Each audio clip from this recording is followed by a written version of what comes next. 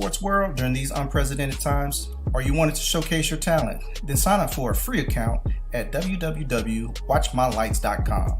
My Lights is a social media sports platform that provides all users with a free way to communicate and share sports highlight videos with anyone around the world. So whether you're a coach and want to easily recruit for your players, an athlete and want to showcase yourself, a parent, grandparent, or sports enthusiast, My Lights has you covered. Users can create a free account to share highlight videos, chat, post, and follow other users. My Lights is the new free social media sports platform the sports world has been waiting for. So go to www.watchmylights.com and get started now.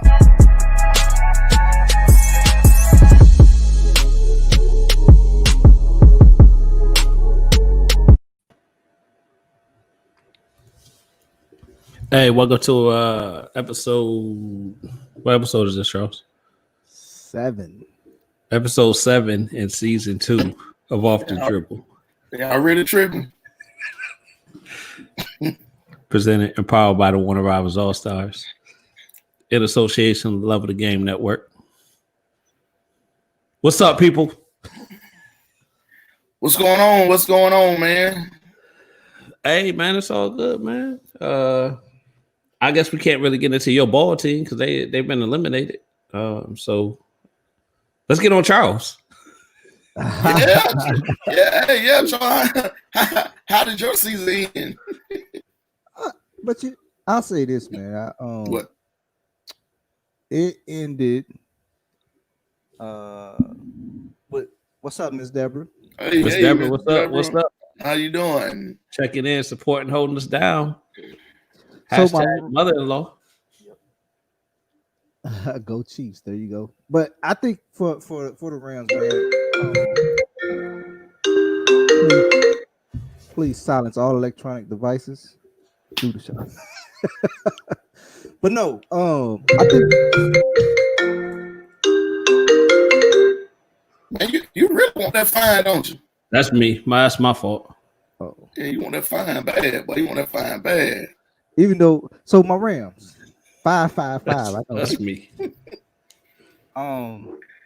With all the injuries, man, I don't think I wasn't expecting too much. To be honest with you, we could have got a couple defensive scores, maybe, but I don't know. I didn't. My expectations wasn't very high. And then you go out but hold on, man. It sounds like you copping out. That man crying. Man, I ain't crying, man. Look, I'm keeping it a G, as they say. I mean, what you want me to say? Yeah, I thought we was gonna win. And My bad, Cubby Lee. I know that was very unprofessional, bro. But what I'm saying is when I took my loss last week, I had the bag overhead. I took it off and said, "Hey, we lost. Yeah, All team lost." Yeah. By the way, 60 Minutes tonight. Alex Smith is on that. By the way, the ball team quarterback. But anyway, so yeah. No, you took that L yesterday, man. You got that couch. You got the brand new couch. Got a brand new couch. I ain't happy about it now. Thanks to Ty. Ty, I didn't know you was in the furniture business, man. Yeah, boy, I had them out every year. He sent it out quick too, man. Yeah, like I ain't even get a chance to really. Well, I knew at halftime. I was like, "Oh, this shit over." Hey, I'm handing out all types. Somebody that's gonna get one. Nah. If Tampa Bay lose, they getting one. They getting one. Now the Saints lose, I can't do my quiz like that, man. Did you make one for yourself when the ball team lost? No, man, no, we good. We got a recliner. Yeah, we got a recliner. So, all right, yeah, man. So the Bills still rocking. Bills Mafia, Bills as they say. Going. And let me just put that disclaimer out there. I'm from that area, but I'm not a Bills fan, so I'm not going to jump on a bandwagon right now. Yeah. The only real Bills fan I know right now is riding with him. Been riding with him. It's Coach Butts. I've seen he's been sharing stuff. Okay. Now I don't know. I don't know whether he was sharing stuff from the 90s when they was making to the Super Bowl against Kent. But I have been sitting and making a lot of posts about the Bills. So that's his Bills are rolling right now. Kansas City Chiefs. I don't know nobody. I don't know nobody like Kansas City Chiefs. So let me talk on that game a little bit because I am kind of a Cleveland Browns fan. Okay. Right. And I think Cleveland gave that game away based on mismanaging timeouts. They did. You got a hurt Mahomes. Patrick. Yeah. Big toe injured. Then I think he went out in the was it fourth quarter, third quarter? It was early. It was either late third quarter or for a concussion. With a concussion. Yeah. You got to take advantage of that. They fumbled that away, man. They weren't ready for that moment. Yeah. I think that fumble in the end zone right before the half, and Kansas City goes down and scores right there, march down the field and scored right there at the end of the half. I think that kind of turned the momentum a little bit, but I mean they still had a shot. Patrick Mahomes went out with the injury. They went right down the field and scored right after that. Yeah, got it down 17, 22-17. Got a defensive stop. Had the ball, and went 3 and out and punted. Never got it back. Yeah, and then they started playing scary, so to speak. But yeah, whatever. But shout out to Andy Reid and Eric. Well, I say Eric Bieniemy first, then Andy Reid with that call right at the end of the game. It takes some balls to make that call. Yeah. This is what I say. Corey, my bad, Corey. You do like the Chiefs. I say ain't nobody like the Chiefs. You like the Chiefs. That's my bad. You just said hell to the Chiefs just then. I mean, not so long ago. My bad. But that's a great call at the end of the game, man. With the backup quarterback. Right. Anything can happen. Yeah. Yeah. Facts. Yeah. So who y'all got? What was that? Bills in Kansas City. Bills in Kansas City. The Bills got to travel to Kansas City. So it's 2 cold weather teams. So I don't think that's going to be a factor. Yeah, weather ain't going to be a factor. I'm just waiting. Who did the Bills just put out? Was it the Ravens? The Ravens. And that the Ravens yesterday. Lamar Corvette Jackson. Yeah, but that game was what, 17-3, 17-7 or something? 17-3. 17-3. A butt whipping. Yeah. He threw a pick. They ran it back 101 yards or something like that. So he ain't catch him? Nah, he ain't catch him. Nah. You know how that goes. As soon as quarterback throw a pick, everybody run for the quarterback because now I can legally hit him. Well, he should have been running the other way. They don't never catch him when you get loose in the other time. Yeah. So now let me ask you a question. I think you're going somewhere with that. Are you saying that he was ducking that tackle? No, I'm just saying. Think about it. Hey, think about it in basketball. Why is it when the kid gets the basketball on a rebound, he can outrun everybody down the floor that doesn't have the basketball? Because here's my opportunity to go get a bucket. Right. But he's dribbling the basketball all the way down the floor. You ain't got nothing. You just running. How's he faster than you are? Hey. He wanted more. I guess that could be dissected from a different couple of levels. Hey, man, look at it next time. When you're watching the game, that dude could get that rebound and coast to coast. Nobody can catch him. He outrun everybody. Joe ain't nobody got nothing in their hand. But he's dribbling the basketball and he's beating them down the floor. Think about it. Well, I guess it's also the angle, right? So the angle of the defender. Now, if it's a straight baseline to baseline, that may be one thing. But if that defender is saying, I got to now try to get in front of this guy to affect the play, maybe that's what it is. Tell me how many times you see a joker cut a joker off with basketball and he's going coast to coast. And they start at the same time. Mm-hmm. I think it's the angle. I think they're trying to get the perfect angle so they don't commit the foul, but also affect the play. So if he's trying to get the perfect angle, I mean, defender is ahead of the guy with the ball, right? No. I'm saying the guy with the ball is gone, right? Because 9 times out of 10, you get that rebound, somebody's standing flat-footed. I ain't figured this out. So now I got the rebound. Now I'm off. Now I got to start my run. Not saying that I can't catch him. That's what I'm saying. That's how I see it most times. I ain't seen it happening. I seen Joe get the basketball and he gone and can't nobody catch Joe. He out running everybody when he got the ball. I mean, that's true. That happens. Happens a lot. So kids are just super crazy athletic. So I was going to ask this question: do y'all think the Bills? That's a good transition, Charles. I see how you've been working on those transitions. I've been working on it. I've been working for my people. But do you think the Bills can put up enough points to compete with KC? Yes. With them only, because 17. Here's the thing: you ain't gonna beat Kansas City with 17 points. No, but I would attribute that more to the Ravens' defense than the Bills' offense. Well, think about this now. They play next week, right? Yeah. I don't even know. Can Mahomes play? I was just finna say this. Patrick Mahomes gonna be back. It's gonna be a different ball. Yeah. It's gonna be. He in concussion protocol. Yeah, he made to play. He'll be fine. It's a he got hurt today. Yeah. So how long y'all think concussion protocol take? It ain't. It depends it depends on the player. Oh, you normally out a week. He ain't been out 6 hours. Yeah, he'll be back. Man, he crazy hell if you do. No, he ain't got $500 million. He ain't crazy. Hey, I tell you what, something happened to him, career ended. He won't get half of that. Got $500 million. Yeah, how much of that is guaranteed? Yeah, that's what I'm saying. He better take care of himself. Well, yeah, he better. But if there is a inkling of that he can go, he's gonna go. And Mahomes he's a competitor. Just saying. I'm a ride with my Missouri boys anyway. So. Oh, there he go.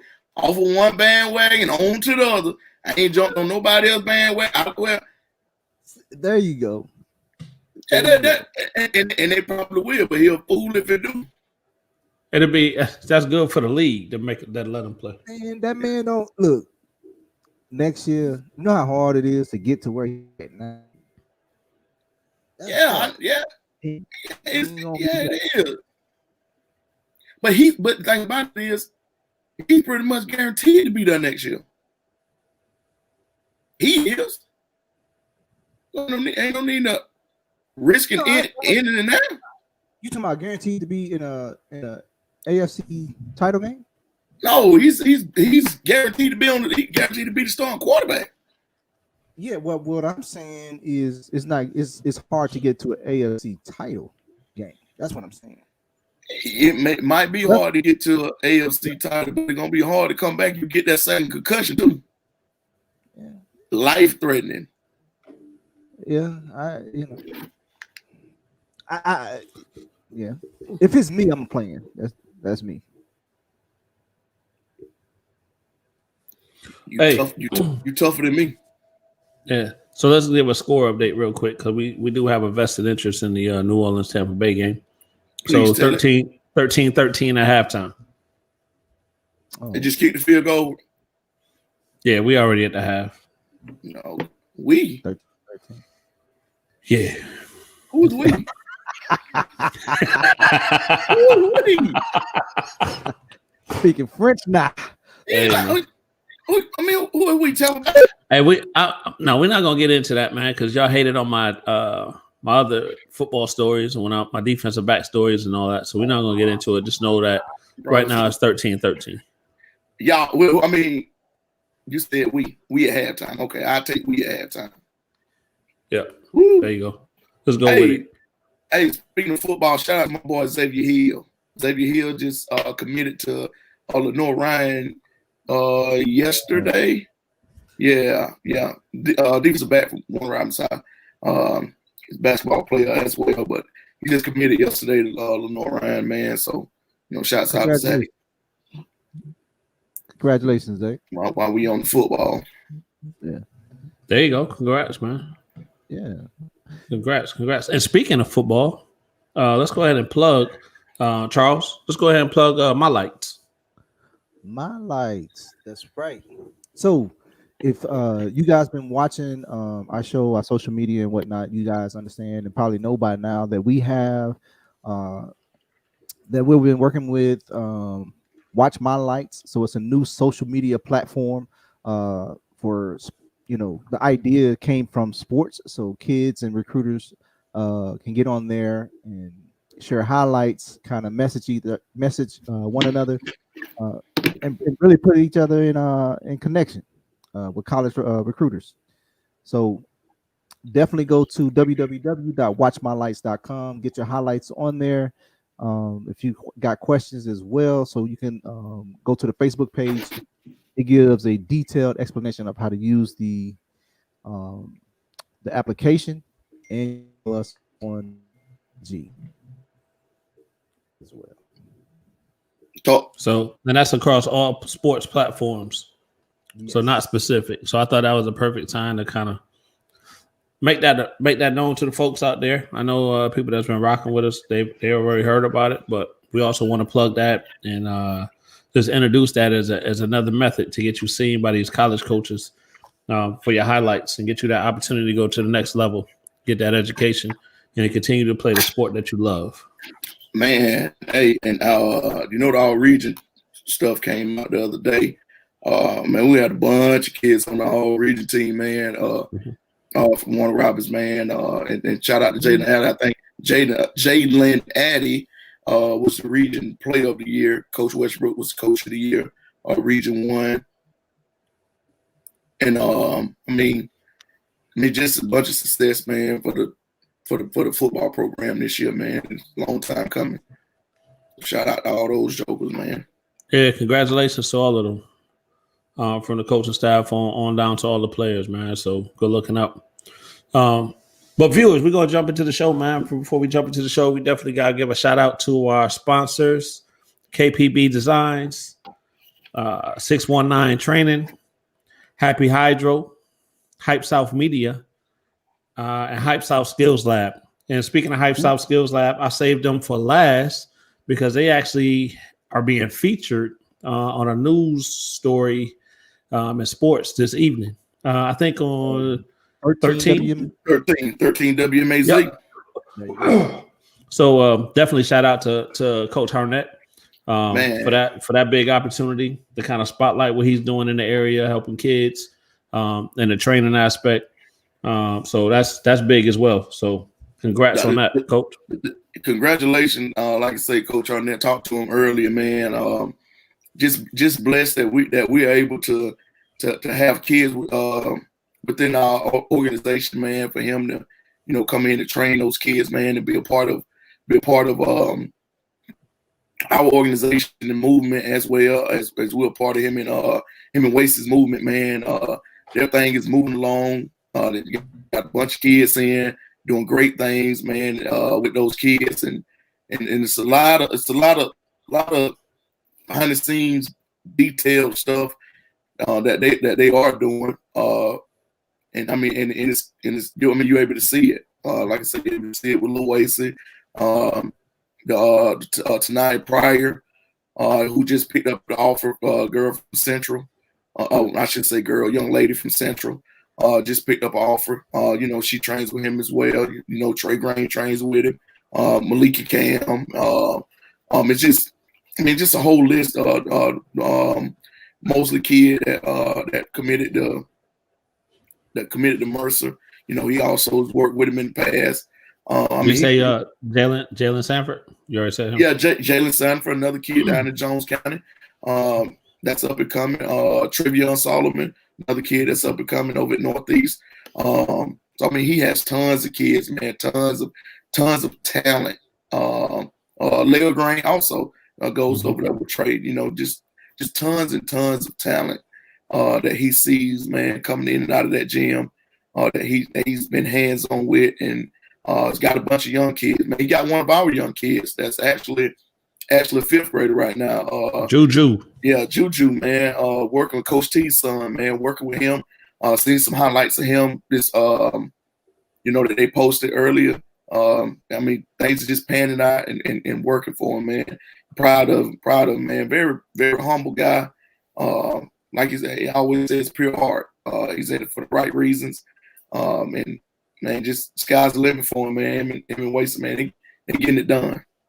Man, I'll say this about Coach Hartnett, man. He's more than a trainer, man. He's looking to mentor these kids that come through his pipeline, so they become better young men and women. So he follows up with them. Mm-hmm. It ain't just basketball. Hey, you doing what you need to do in the classroom, you know what I'm saying? So just making sure that they doing what they supposed to do. So, man, we appreciate you, man.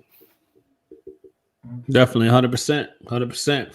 Hey, and before we get off the topic, man, I don't know if the viewers can see, man, but I guess we all repping our middle schools tonight.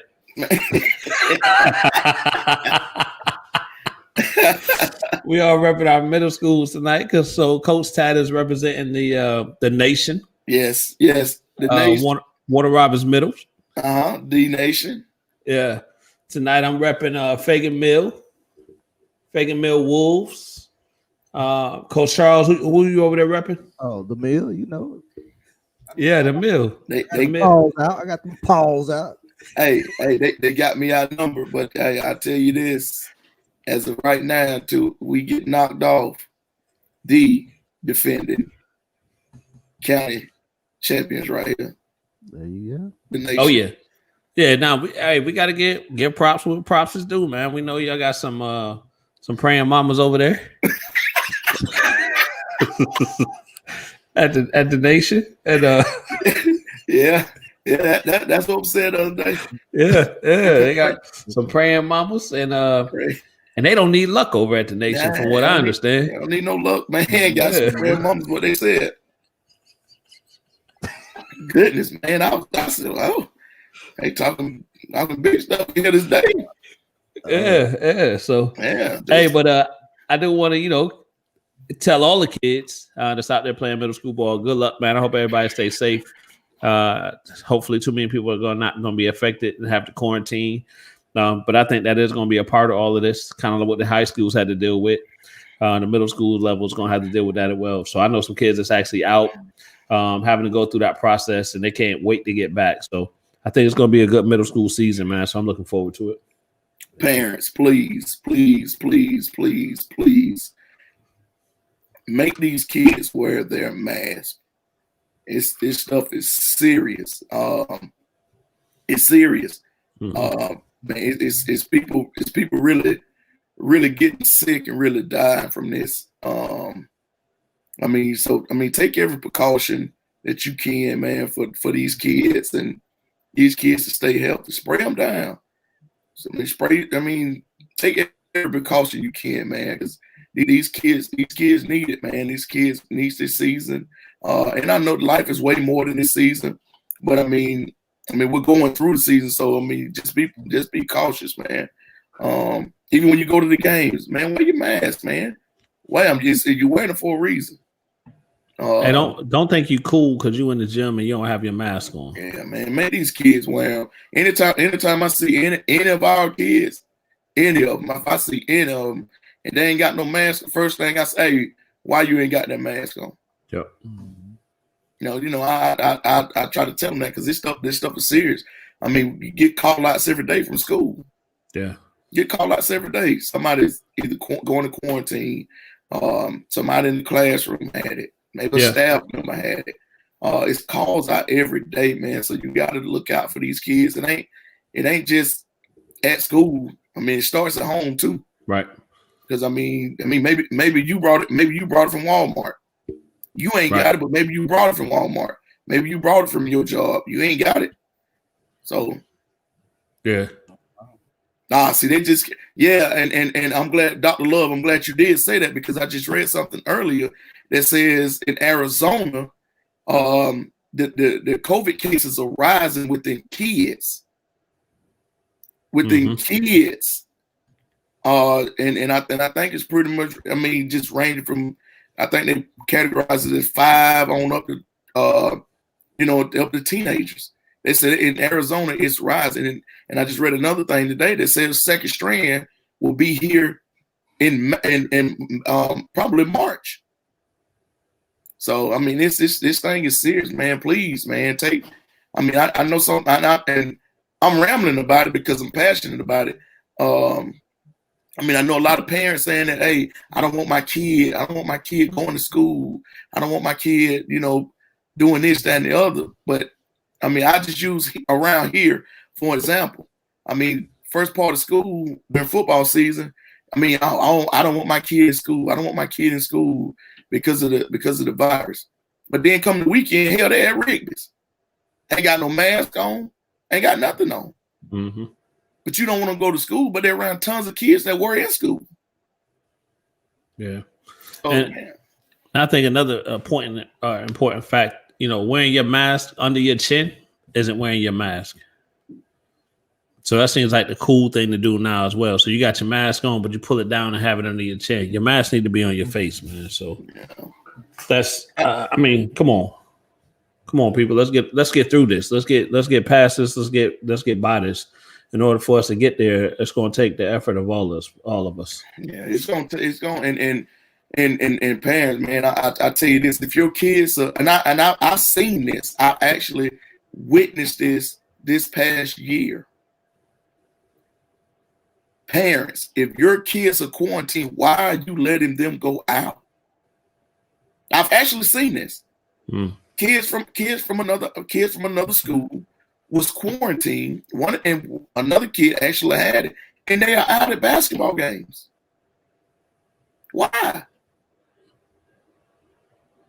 Mm-hmm. Why? I mean, I seen this past year.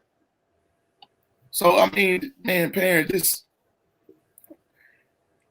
I guess you ain't worried about it till it finally hits home.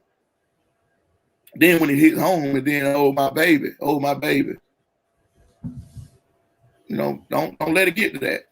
Let's do our part, yo. Yep. Hey, but Charles, you got something to say? Because I got a segue. Oh, you go ahead. Go ahead. All right. So that was just a off the top topic that we just brought up, but we actually have a new segment on the show today that we'll be debuting, and it's called Red Cup Topics. So in Red Cup Topics, and gentlemen, would you raise your red cups? Mm-hmm. Red Cups, thanks. All right. So in in Red Cup Topics, viewers, this is where we interact with the viewers as well. Whatever y'all want to discuss, man. I think we kind of talked about it a little bit last week, but we actually gonna put it into play this week. So whatever you want to discuss, you type it in the chat as a topic, and we'll discuss it. Whatever. Whatever. It's not just sports related, right? It's whatever, right? It's whatever. It's whatever. It's whatever. But I mean, hopefully it's sports related. But be ready. Hey, but be ready for the honesty from us as well. Yeah, you better be. Because I'm gonna be totally honest, 100% honest. I ain't gonna sugarcoat and tell you no lie. Yeah. Yeah. So go ahead, Charles. Charles, what you got, brother? What you got? Looking like you got to say something. No, I was gonna ask. James Harden and KD played. Was it last night? Yeah. So, they look pretty good. All right. So, but they played Orlando. Turnover, but they played Orlando, and they only beat Orlando by how many points? They beat them by less than 10, I think. They did, but I'm just talking about that combo looks good. Hold on. Well, that's part of that combo. So they beat them by less than 10. KD had what, 31? 41? 41. James Harden had 31 and whatever to equal 74 points. Yeah. He had like 20, and a triple double. Yeah. So they're gonna be fun to watch. And then I think Kyrie's supposed to be coming back, right? Lakers. That's what I'm waiting to see. Lakers in 4. Lakers in 6.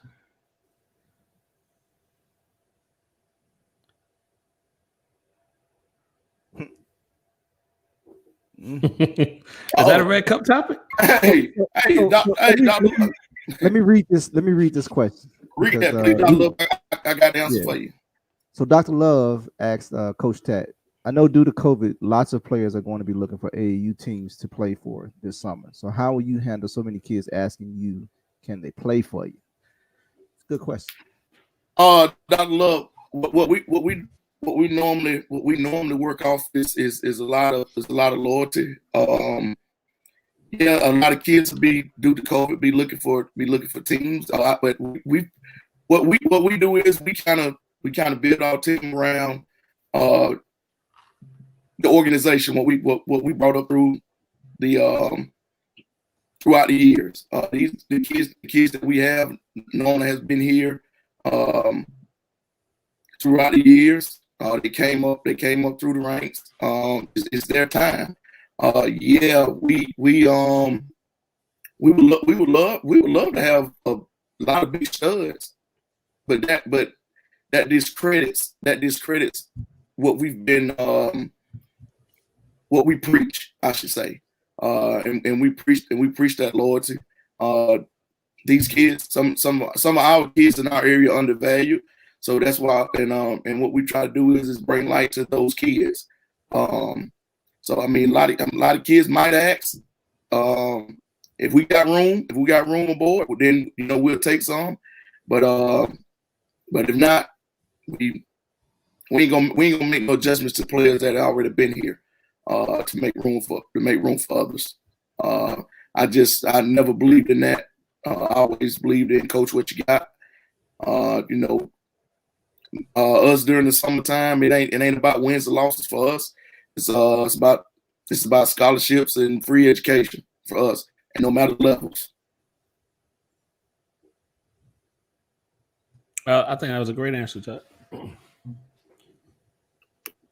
What kind of if I could, right before we get the Cubby League question, if I could segue again, Charles, I'm using your segues.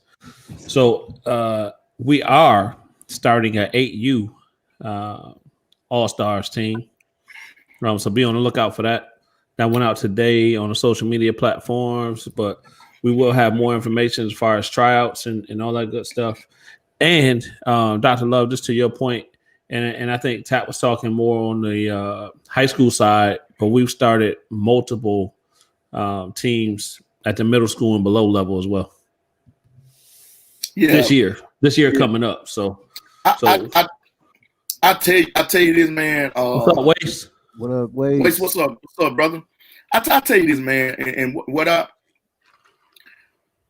I'm truly excited about, man, is we're not getting these younger groups more so we get coaches that want to coach that age group, because you got coaches that want to coach, but they want the older group. They want that older group. Everybody wants the older group, and a lot of people, yeah. Campaign coming soon. Yeah, wait, so we need to get started on that. But everybody wants that older group, man, and as of now, the 8U, which I think is 8U is what, third grade? I think it's a third grade group, third grade. Yeah, third grade. I think third grade.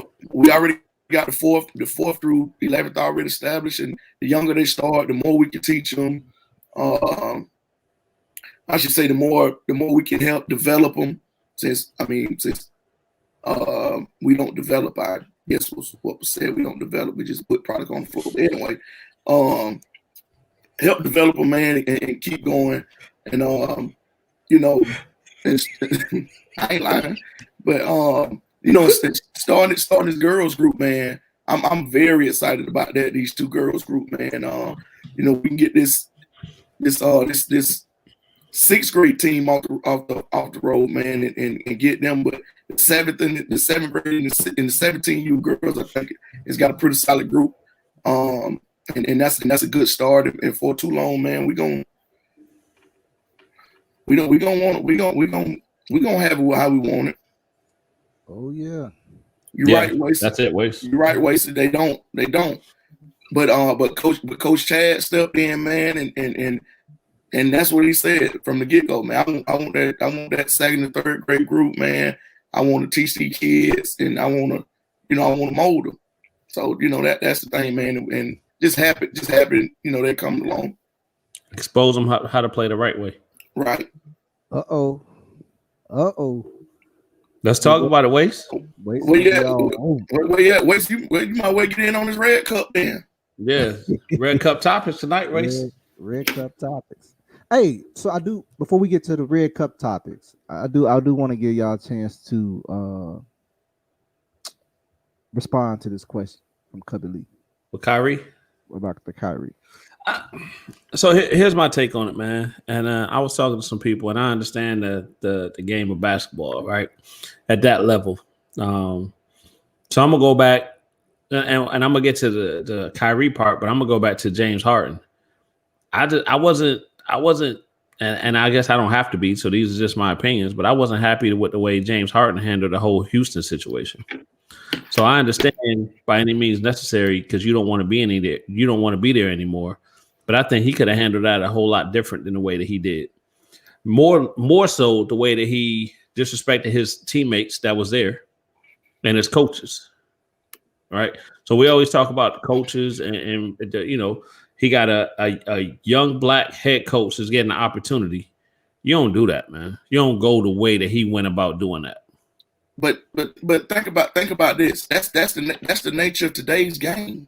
You're right. Whether it's NBA, whether it's college, whether it's high school, whether it's rec ball, that's the nature of the game now. If a kid ain't satisfied with a situation, then guess what he's gonna do? He's gonna run. He's gonna want to go to another situation. Yeah. Kids nowadays, and this is just my personal opinion. Kids nowadays are not comfortable being uncomfortable. They're not comfortable being uncomfortable. And they want to go and be comfortable and be comfortable. And when I say comfortable, that means have things their way. Immediately. Do things on their times. Do things on their time schedule. Have on that tap. Wait, see this water and Kool-Aid over here, man. Yeah, but those kids will see that. Those kids will see that, and then they emulate that. Oh, James Harden do it. He forced his way out of it. Parents will see that and say that's what they do for their kid. Oh, I don't want my kid. I don't like this. I don't like this coach because he's hollered at my kid. Well, hell, he got to be coached. They ain't hollering at him for no reason. They might be hollering at him to they know what kind of talent he has and trying to get the best out of him. I've been told that for many years. He hollered too much. He fussed at the kid. So I'm trying to get the best out of him. But you know what? Tad, I think the league has some responsibility for the way that some of these players are acting as well, because they kind of built some of these monsters by some of the way that they allow general managers to conduct business as well. We've seen people who get traded that heard they got traded via the news outlet.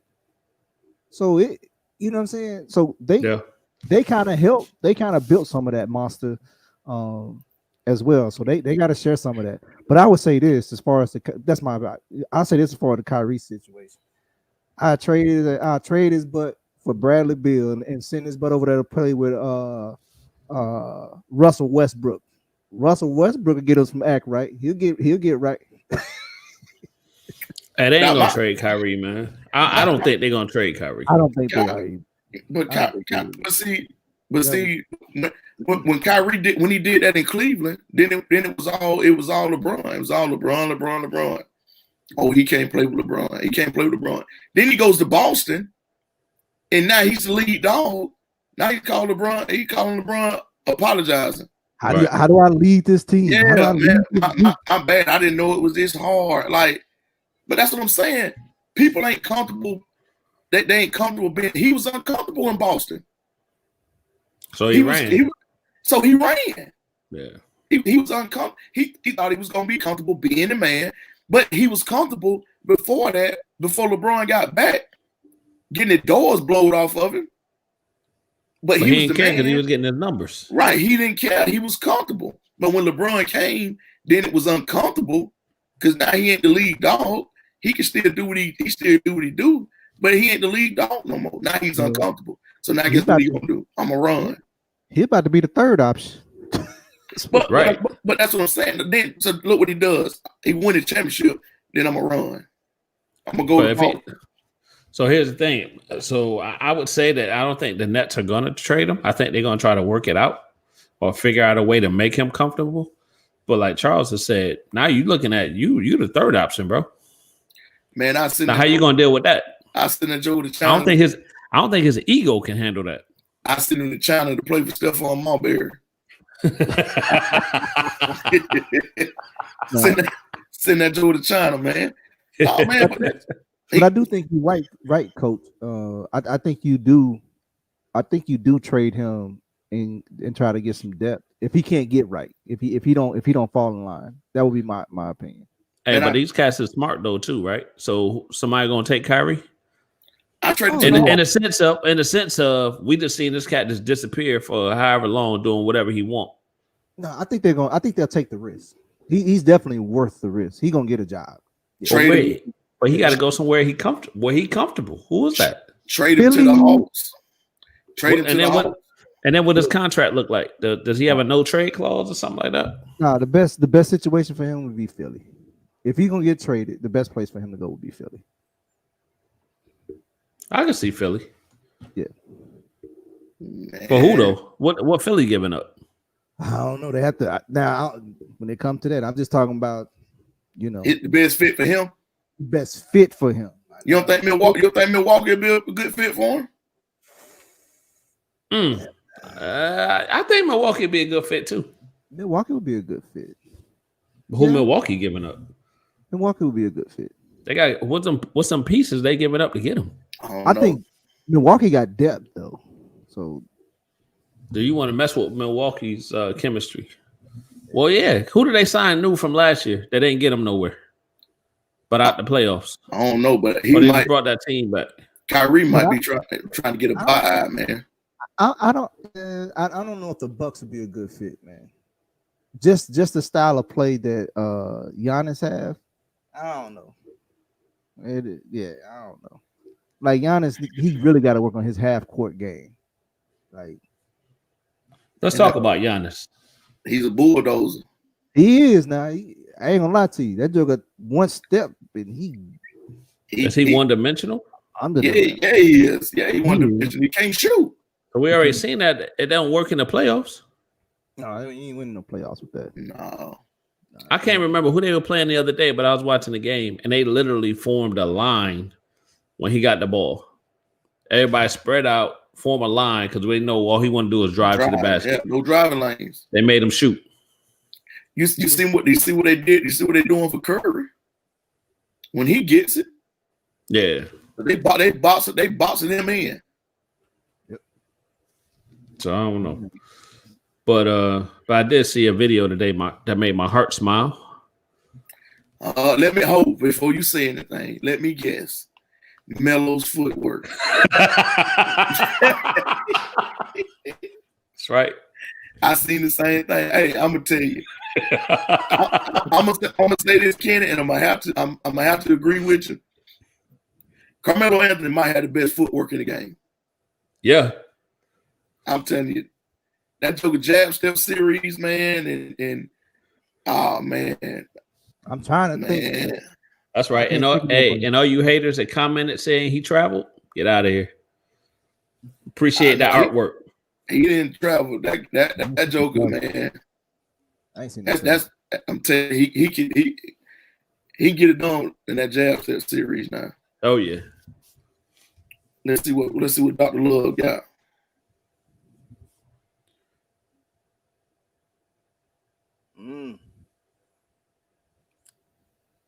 Yeah. Hey, and Dr. Love, you're absolutely right. You're absolutely right. We got a podcast. I gotta start reading these. My bad. I'm sorry I jumped the gun. Hey. Oh, that's right. Yeah. Yeah. Hey, real quick, Charles, before you say that, also check us out on our podcast platforms. A little plug for you, Charles. Appreciate that. iHeart. That man said I hop like the pancake. Hey, you might be able to check me out there too. Yeah. Man, So crazy. hold on, let me get the Dr. Love question. Hold on, where we at, Charles? iHeartRadio. iHeartRadio, Spotify, and Apple Podcasts, Yeah, that's where we at. and many, many more. Yeah, Check us out. please. So Dr. Love asked the question: before EYBL, Adidas, Under Armour, everybody in America fought to get into AAU Nationals. There was no ducking. Everybody played everybody, and you really found out who the best AAU teams were. Wish we could go back to that. And the thing about it is that's why I go to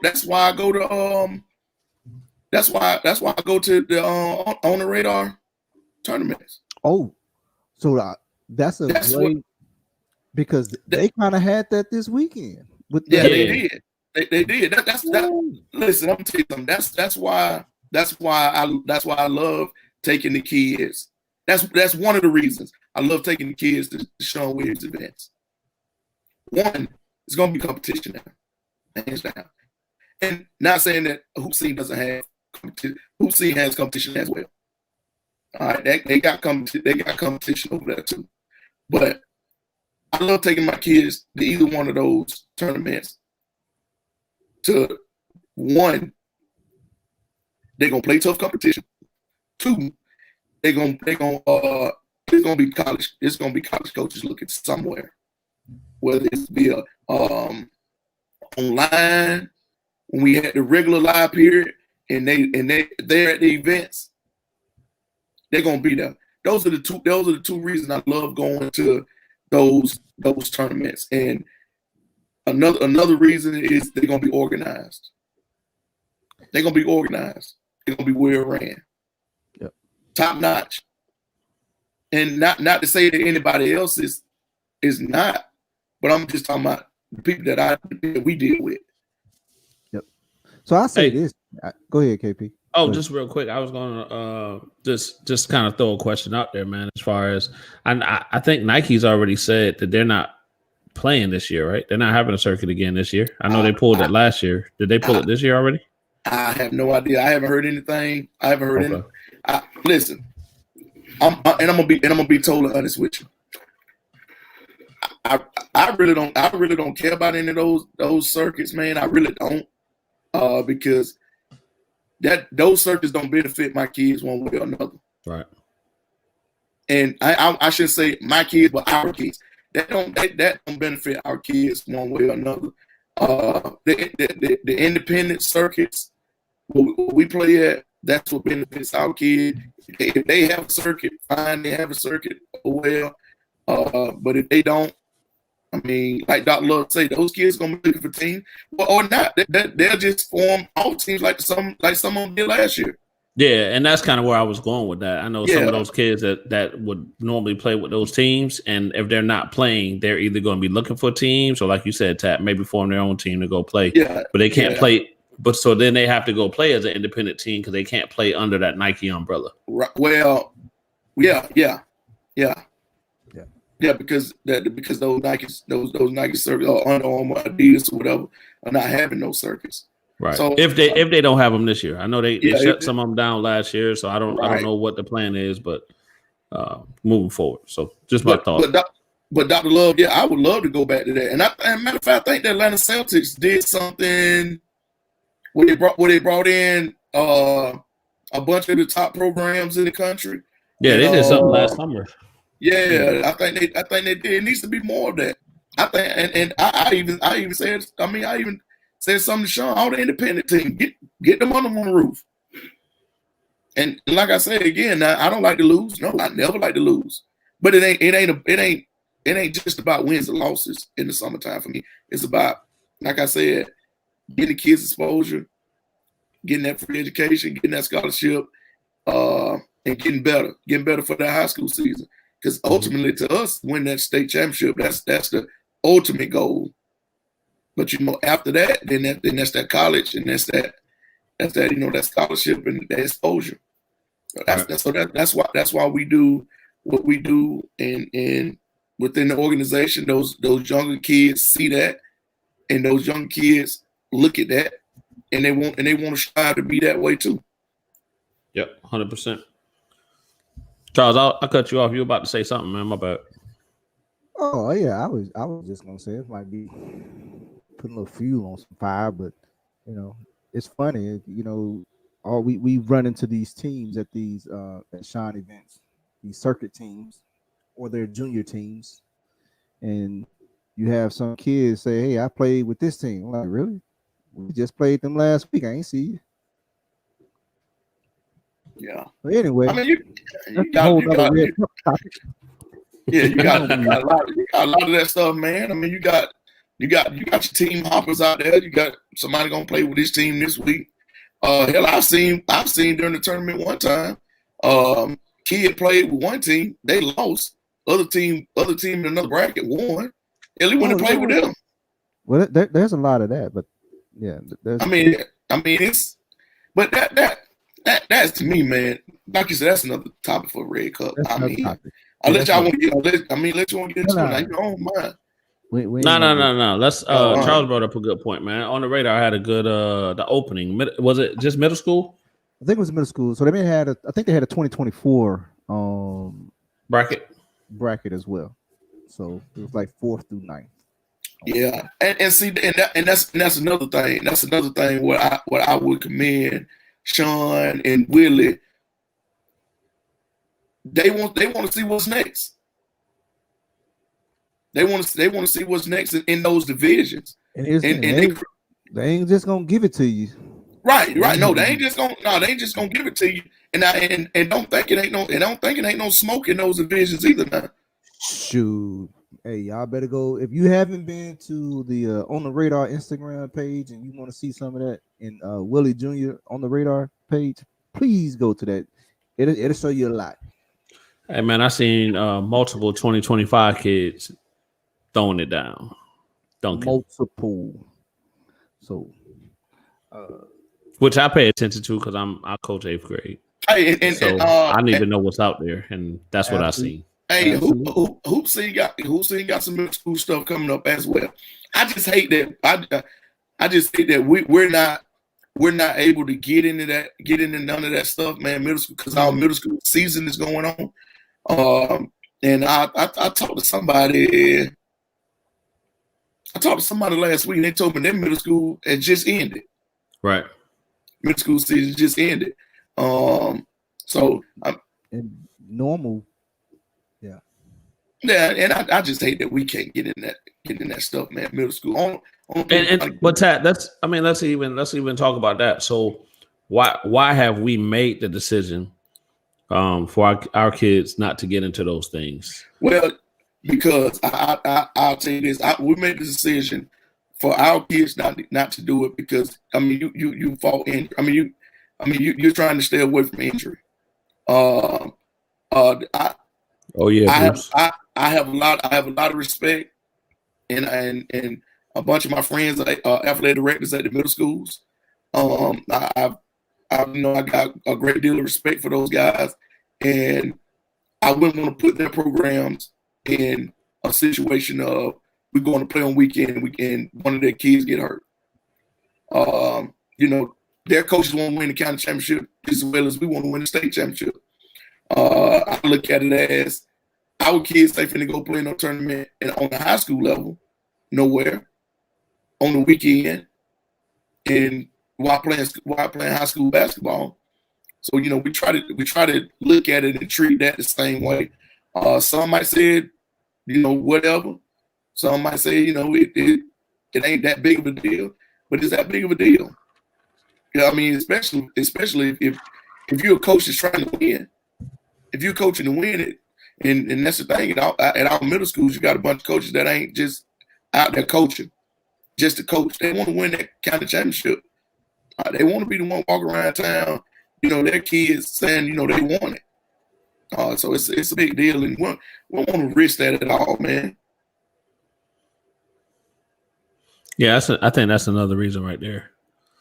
Well, let me read it all the way. Charles, you want to read that comment? Yeah. This from Derek Embry. Fellas, I had to defend AAU coaches this week because some folks were saying that AAU coaches are about selling kids to colleges. What's your guys' opinion? Rhetorical for me, but speak on it for the listeners. So Derek, I guess can you define selling? Can you define selling kids? What does selling mean? Can you give us a definition of your version of selling? Real quick, Tat, before you say that, I was going to say just to respect that Tat is talking about with the schools, right? So whether it's high school or middle school, it's a respect with the coaches, right? So, and we all know that AAU coaches and high school coaches, there's like a competition or a battle against each other, right? Because high school coaches, some high school coaches don't believe in what AAU's doing. And some AAU coaches don't believe in what high school coaches are doing because they're, for whatever reason that they believe. So I think it's also a respect thing. Hey, this is middle school season, high school season. You got the kids in the summertime. Those kids come with me and they play. I think that's also a piece of it.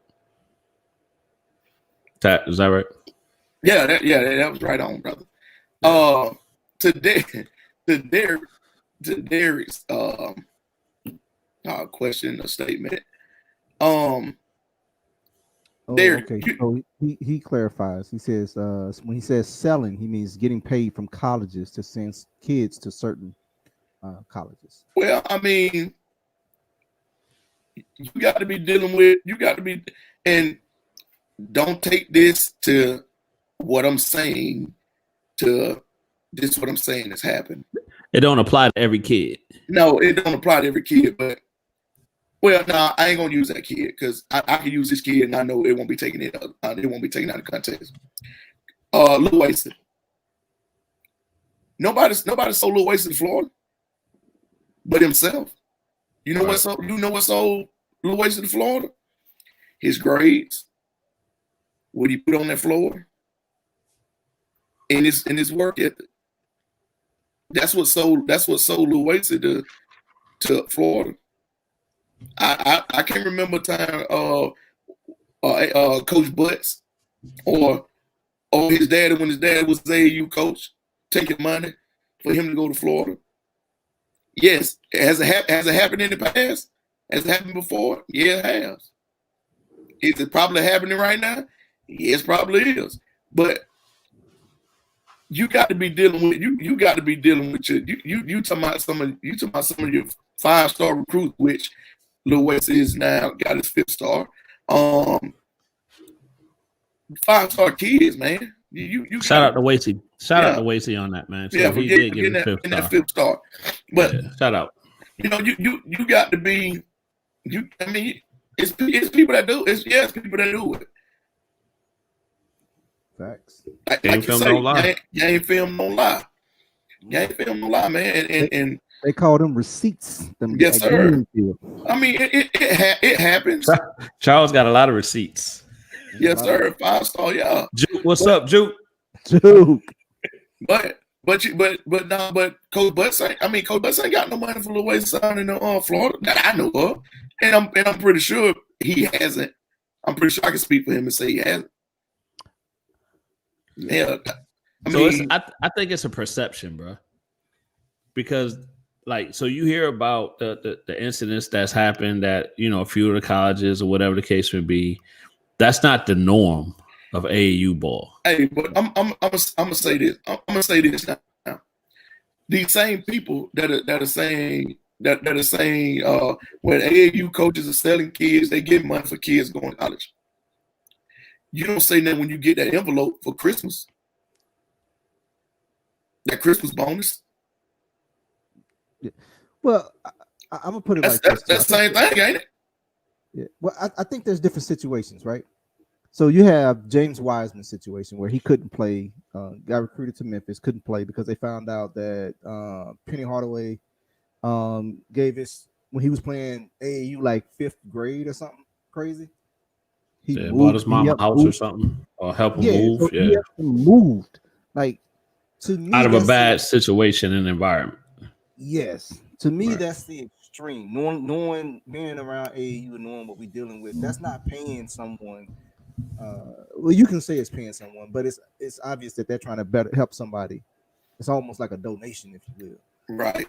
Doc, So let me ask. So just real quick on that. So let me ask you this, and Tat, you know, I'm not gonna put your business out there, but I know you've helped numerous kids since you've been the director of this program, right? You can, because it ain't a secret. You say what you got to say. It ain't mine ain't a secret.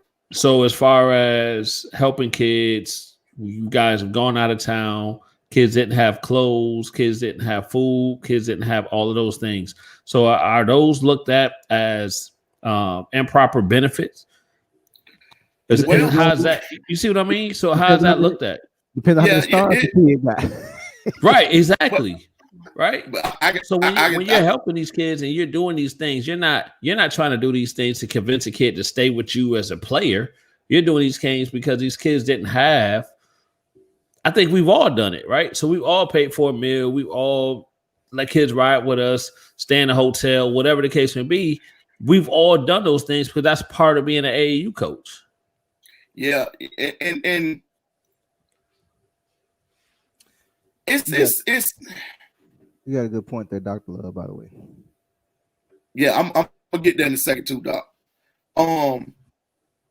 I'm not finna. I mean, whether you call it improper benefits or not, in our situation, what I do for one, I'll do for all. And like I said, we've taken the kid on a week's trip tournament down in Orlando. Kid had no underclothes. Kid didn't have no. I mean, kid had no underclothes, man. No toothpaste, no. And we're going for a week. You know, he comes to the room, coach. You know, he embarrassed. He don't want to say nothing. Right. He can't coach. I ain't got this. I ain't got that. All right, let's go to Walmart. Let's go. We go down to Walmart. Give him everything he needs. So you know, it's and some might look at it as, well, he just paying the kid. But no, I ain't paying the kid a bill. I'm paying the kid so the kid can have what he's supposed to have. And like I say, if I do it for I do it for 1 through 15. If we got 15, I do the same thing 1 through 15. Yep. So Derek, I would say this about your statement. Read the statement, Charles. Exact statement was that AAU coaches don't care about the kids, but only to line their own pockets. I argue with the exact points you guys are making. So that doesn't apply to an independent team. We get nothing. I can tell you this. I ain't never made a dime off no kid. Even when Nelson came through, even when Jacoby came through, Nelson was 4-star recruit. Went on to play at Georgia State. And Go ahead, Tat. My bad. You good. That statement right there just kind of pissed me off, just from the standpoint of they don't understand that coaches go into debt with travel ball. Yeah, but see, he might be talking to a parent who looks at their kid as, oh, he ain't got to pay nothing. He shouldn't have to pay anything for AAU stuff. You know what I'm saying? Yeah, that's the type of parent I think he's talking to. That think their kid is supposed to pay for anything. They think their kid is supposed to be privileged enough to just come out here and play. Now, it don't work that way. Yeah, and I said, hold on. Let me say this. Finish that, Tat. Finish that. Even that year when we had Nelson and Jacoby them, and I'm talking and I want to correct me if I'm wrong. Kawasi tell you if I'm wrong. I mean, we're talking our states. We're talking Texas Tech, Texas A&M, Xavier. We're talking all of those schools recruiting this kid. Not one time. My phone was ringing off the hook every 11, 12 o'clock at damn night. 11, 12 o'clock at night, ringing about this kid, man. You think one time they say, hey, coach, hey, we got $400-$500 or $1,000 for Nelson to come? No, not at all. We've never get paid for no kids. Like Dr. Love said right here, if anybody know us that knew this organization would see us standing on the corners, ask for donation, fish fries, car washes, bake sales. Don't do stuff like that. Krispy Kreme fundraiser. We got one coming up just in case y'all didn't know. Right.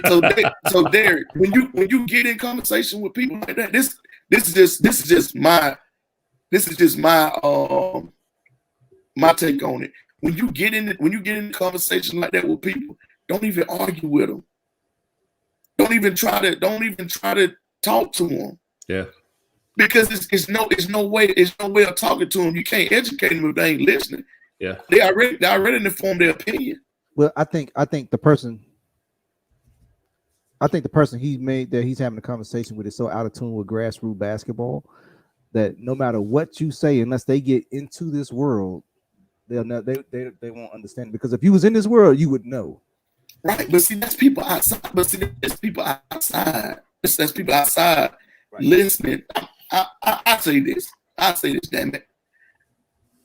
You got people that's still sitting around bad mouthing things that we do right now, all because they ain't involved, and they got people thinking certain ways about what we do, or well, they only doing it for this, they only do that, they don't train the kids, they don't do this, that. Hell, you don't know. You ain't around us. Right. You don't know. You mad because you ain't around. And that's what pisses me off about this perception and what people go around saying about AAU basketball and go around and saying about what we doing and what you ain't doing and this, that, and the other. Man, you don't know. We know what you doing because you tell it. Yeah, you sit around and talk about it all the time, or try to anyway. So, man, don't listen to them people, man. Man, forget them people. Don't sit there and argue with them people back and forth because it's no winning. It's no winning with them. And I hey, but Derek like to argue though. But he doing the wrong thing. He arguing with the wrong people. Because I tell you this, a wise man told me don't argue with fools. Because people from a distance, they can't tell who is who. Talk about it. They can't tell who is who. So now you looking like a fool down there arguing with a fool. But man, there you go, Derek. The thing about it is, brother, you don't have to defend the culture that we're pushing. They see it. Right. They see it. The thing about it is, if they didn't see it, then they wouldn't talk about it. If we weren't doing anything, they wouldn't talk about it. They ain't got nothing to talk about. Yeah. Remember, they don't hate the good ones, they hate the great ones. Remember that. They don't hate the good ones, they hate the great ones. Remember that they don't talk about sorry people. They don't talk about sorry teams. They don't talk about sorry organizations. So, hey, Charles, can you go back to the Dr. Love? Wait a minute. There's some Sicey handlers, but they don't come from the independent teams. They come from the shoe teams. Hey, talk about it. Hey, Dr. Love, you got a great point. You got a great point. But I tell you this though. I tell you this, Dr. Love. It is some shyster ones in this independent thing too. And I can't speak for any other area, but it's damn sure something around here. I can tell you that right now. It's damn sure something around here. Juke, say it, Juke. They don't hate the good ones; they hate the great ones. So it shites the ones everywhere. Yeah, and thing about it, if they watching the Hit Dog Will Holler, yeah, I said it. And my phone number is on the page. But yeah, man, like Derek, don't get into that with them. Don't get into that with these people, man. These people, you can't hang around negative people, man. Hang around negative people, it's only gonna end in negative results. Hey, and I think it's worth saying, man. We're not the organization that factors in our hotel rooms to the team fees. Oh, man, yeah, you got us eating and all that good stuff. That's not us, man. We try to keep it as simple as possible. See, you got all that's going on, man. All that other mess out there going on, man. We ain't with all that, man. You talking about these clients anyway? Juke, you tweeted, I retweeted. Yes, man. Look, hey, Bruce, Juice, that's one thing I never do. Give them light on the platform so people can go looking for them. It'll come out. It'll come to the light, which is already it's starting to show up anyway. So it'll come to the light. Duke said you went from Freaky Brooks to Tupac. My bad. Hey, as they said in Boys in the Hood, Malcolm Farrakhan. I ain't meant to, but man, you can't let these people get on your skin like that, Derek. I know you might be sitting there laughing like, well, they got on yours, but I'm always like this. Well, Tupac. I'm gonna tell you this. Y'all, Tupac Brooks. Oh yeah, that's me. Tupac Brooks and AJ Smoke. That's us. Duo. Hey, I say this. I go to bat for y'all. I go to bat for y'all, and y'all ain't got to say it. Y'all ain't got. I will, man. I will, cause I don't mind. Y'all take care. Y'all don't understand what y'all doing, along with Damian Puga, all the rest of y'all within the organization. What y'all are doing to uphold this organization, now is just unmatched. So for me to have y'all sitting there saying this, I ain't gonna let y'all do the hell I do it. Yeah, I do it. My phone in a minute. My phone, go look at the page, the All-Star page. My phone right there. If they want to call me, I don't mind talking to them. I think there's so much that come through the chatter lines. You just, man, you gotta. It's a distraction, man. Just let it go. Let them be them, because again, you know what it is. I'm confident in what we do. I'm confident in what I do. It speaks for itself, man. Like I mean, and I know. It speak, like I said, it speaks for itself. Just go. We got a web page if you want to go look at. For you people to think that we're doing this for money and we're doing this for this and the other, y'all go look at the web pages and y'all will see you'll see what money we're doing it for. It's called college education. That's what we're doing it for. Hey, and that's the Warner Robins All Stars page. Yeah. We're not responsible for the other organizations are doing what they're pushing out there. Yeah, we don't care about none of that. Go look. And on the money we're doing it for is some education. When you go on that page, you'll see the alumni and all that stuff. That's the money we're doing it for. That's the money right there. Those books and board and meals and all that stuff that they get them 4 years at that school, or 2 years at that school, and then they move on to a 4-year school. That's the money we're doing it for. So yeah, if you want to call that selling, if you want to call that selling kids to colleges, oh well, at least the kids get paid for it. We ain't. Yeah. Oh yeah. Hey, but, and Derek, all I can tell you is get used to it, brother. Yeah, Derek, get used to it. It's been happening for years. It ain't gonna stop happening. And I tell you this, those people are stupid. I was wondering if we was gonna get this stupid out of Tat tonight. Stupid, man. I don't like that. Man. You're taking away too much. You're taking it too much, man, and taking it from these kids, man. Like, you can't do that, man. Yeah, man. Like what you said, man. That stuff bothers me when people start doing that, man. Start bad mind and stuff like that, man. But Juke, I'm glad you said that, because that's part of our red cup topic right there. You grateful, but it's some parents that ain't. So are we jumping straight to red cup? Shit, if y'all want to, you know. We've been on it already. Charles, bring the red cup up, man. I'm on the road. The official red cup. The official red cup emblem is on the screen. Yeah. So at this point, we are going into red cup topics. Where ways to go? Yeah, Waze, where you at, man? This your segment right here. Yeah, Waze, I sent you the link now. This you come on in within the red cup. I start the red cup off because I'm on the roll anyway. Oh man, y'all want to start it off? Go ahead, Tat. I started red cup segment off. Let me get my red cup right here. Gatorade people. Charles, hold the red cup up. Red cup topics. Gatorade people, by the way. So you won't think I'm lying. There it is right there. You won't think I'm lying. Y'all think this food going crazy now. Hey, I ain't got receipts for my red cup. Yeah. He just gonna say, man, this food going crazy now. But anyway, yeah, I'm talking about the ungrateful parents. I'm talking that's my red cup topic for tonight.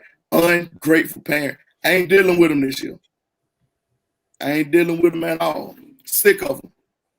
And I meant that. And that, I mean, you help these kids. You help these kids, like you say, man. You spend money out of your pocket. Hell, you're driving up and down 75. Jokers don't appreciate that. They think it's just it's just all a part of it. Now you know how many parents actually went to tournament and stuff with us. Like, we had a whole bunch of them last year. This past summer. But man, some of these parents don't appreciate nothing, man. They don't appreciate nothing. They think everything's supposed to be given to them, and think you're supposed to do that. No, I ain't supposed. What I'm supposed to do is raise AJ. What I'm supposed to do is raise Caitlin. Now you can meet half and half in the road and do what you're supposed to. I ain't going through that no more. Juke, you can jump in these Red Cup topics too, brother. Yeah. Nah, I ain't. I can tell you this. I ain't going in that no more this year. I'm done with that. Hey, and any viewers that want to throw a topic out, like I said at the beginning of the show, you go ahead and throw it out as well. Oh, yeah, like Thank you. Appreciate it. Like, man, get out of here, man. I can promise you, I'm not going through that no more. And like I say, I love kids. I love to do what I do for the kids, this, that, and the other. But what I'm gonna do is, I ain't gonna sit here no more and say, hey, because those college coaches gonna ask 3 questions: how's the grades? How's the kid? How's the family? They're gonna ask them the three questions they're gonna ask.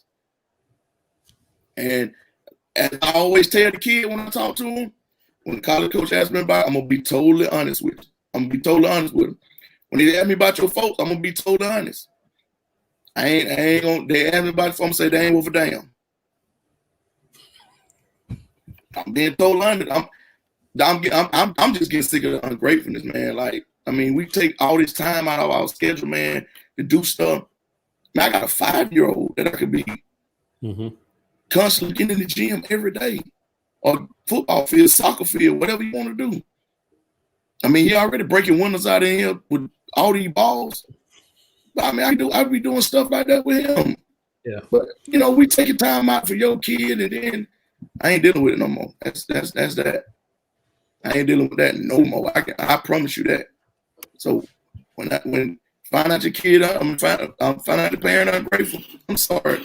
I always said that the parents always mess it up for the kids. Hey, so parents, I think it's important to point out, you put your kid on a travel team, that does not become a babysitter for your kids, for you to go and do whatever you want to on the weekend where your kid has a tournament, and then want to make the coach feel obligated to take your kid to the tournament, and you don't even show up. And then it's up and down the road and then come back. Okay, we're meeting at this time. You ain't had your kid all weekend. You're meeting at this time at whatever meeting spot, and then you still can't even get to that spot on time. Those are the things that gets frustrating. If it happens one time, okay, it happened, whatever. Or somebody got to work or whatever. Coaches are more than willing to work with you. But if you're consistently just abusing the coach and the coach feel abused based on that, come on, man, we got to do better than that. Yeah, if I'm being abused and your child have a bad game, he may get left in Atlanta. What? You gonna get left. Damn. I'm just playing. Those are the views of Coach Charles G. Hey, that fool going crazy for real. They're like, you cannot ride with Coach G. No. But I mean, like the thing with me, man, just show a little, just show a little compassion, man. Like, I mean, I need compassion, man. I'm just saying, man, like a thank you. Like, I don't want no pat on the back, and you know, I signed up for this, man. And, oh, Juke, come on, Juke. Juke, what you talk about, Juke? Charles, read that comment. So Coach Juke said, Coach Juke, what about kids trying to wait on offers and lowballing lower levels like JUCOs, NAIA, etc. Or They're gonna Division get 2. they're gonna get left behind. They're gonna get left behind. Simple as that, because those same NAIAs is waiting on is gonna pick up some of those JUCO transfers. Gonna pick up some Division 1, Division 2 transfers. Those rosters gonna get filled. With giving these college kids this extra year, man, with this COVID stuff.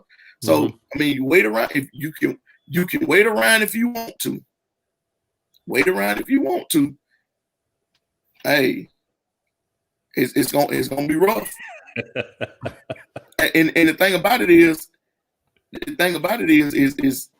it's gonna be rougher now on the 2022 kids. Yes. So just say we don't have live periods in April and in July. Say we don't have live periods. College coaches can't get out. Right. That's exactly, Doc. This ain't this. Talk about it, Dr. Love. This ain't it. And Dr. Love comment is, put that back up, Charles. This is not the year to be lowballing no school. I tell you this. You onto your second half of your season now.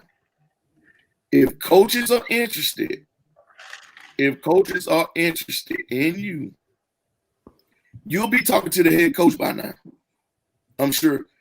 Assistants ain't gonna keep calling. If they really want you, that head coach is gonna be calling you. So, Coach, you had a kid tell a coach he wasn't playing basketball after the season. Why you playing now? Right.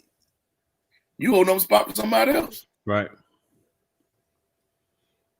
I don't know. All I know is, man, don't wait, man. You got that college offer. These coaches interested in you. Go ahead and make a decision, because this fixing to get real, real tough. But so you got that aspect that kids can still stay another year. Then you're gonna add on top of that, you got the transfer portal. Yep. That's gonna happen. So if you get opportunities, and I think it goes back to some shows that we've had previously, if you're getting recruited at a certain level, that's what college coaches see you at. So if you're getting recruited at a D2, you're a D2 player. Yeah, that's yeah, man. I'm telling you, and right now, it's hard. It's gonna be hard to get that Division I scholarship because of the JUCO transfer, and the transfer portal, the transfer portal, JUCO transfers. Kids getting an extra year. It's gonna be tough on you.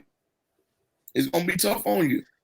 So you got that NAIA, you got that Division 2, Division 3, which Division 3 can't provide you anything but a roster spot and stuff academically, nothing athletic. But where there's a will, there's a way. But get in somebody's system. And the thing and I'm gonna tell you this. Shout out to Coach Huff, Cabral Huff. I think I heard him at Voorhees. That's a good point too. Yeah, that's what I'm saying. Yeah. That's in the transfer portal. Yeah. But shout out to Coach Huff, who got his first collegiate win the other night at Voorhees. I heard him say, I heard him talk about on Love of the Game how he wants to be a pipeline to Division Division I schools. Which you can transfer up. He's an NAIA. If he's trying to help you get to Division I, go. Why not? I've heard him say this, that he wants to be a pipeline for the Division I kid. So you know what that means? He wants to recruit kids. He wants to recruit a Division I kid that's not getting the Division I offers, I should say. What he feels that could be Division I. Come play in his program, his system, maybe a year or two, you transfer out, you got 2 more years in the Division I program. Yeah. Dr. Love say high school kids think they can just go to JUCO and hoop. No, sir. Right. You gotta be how many dogs? You right. I'm gonna tell you this. Jacoby always told me this when he got down to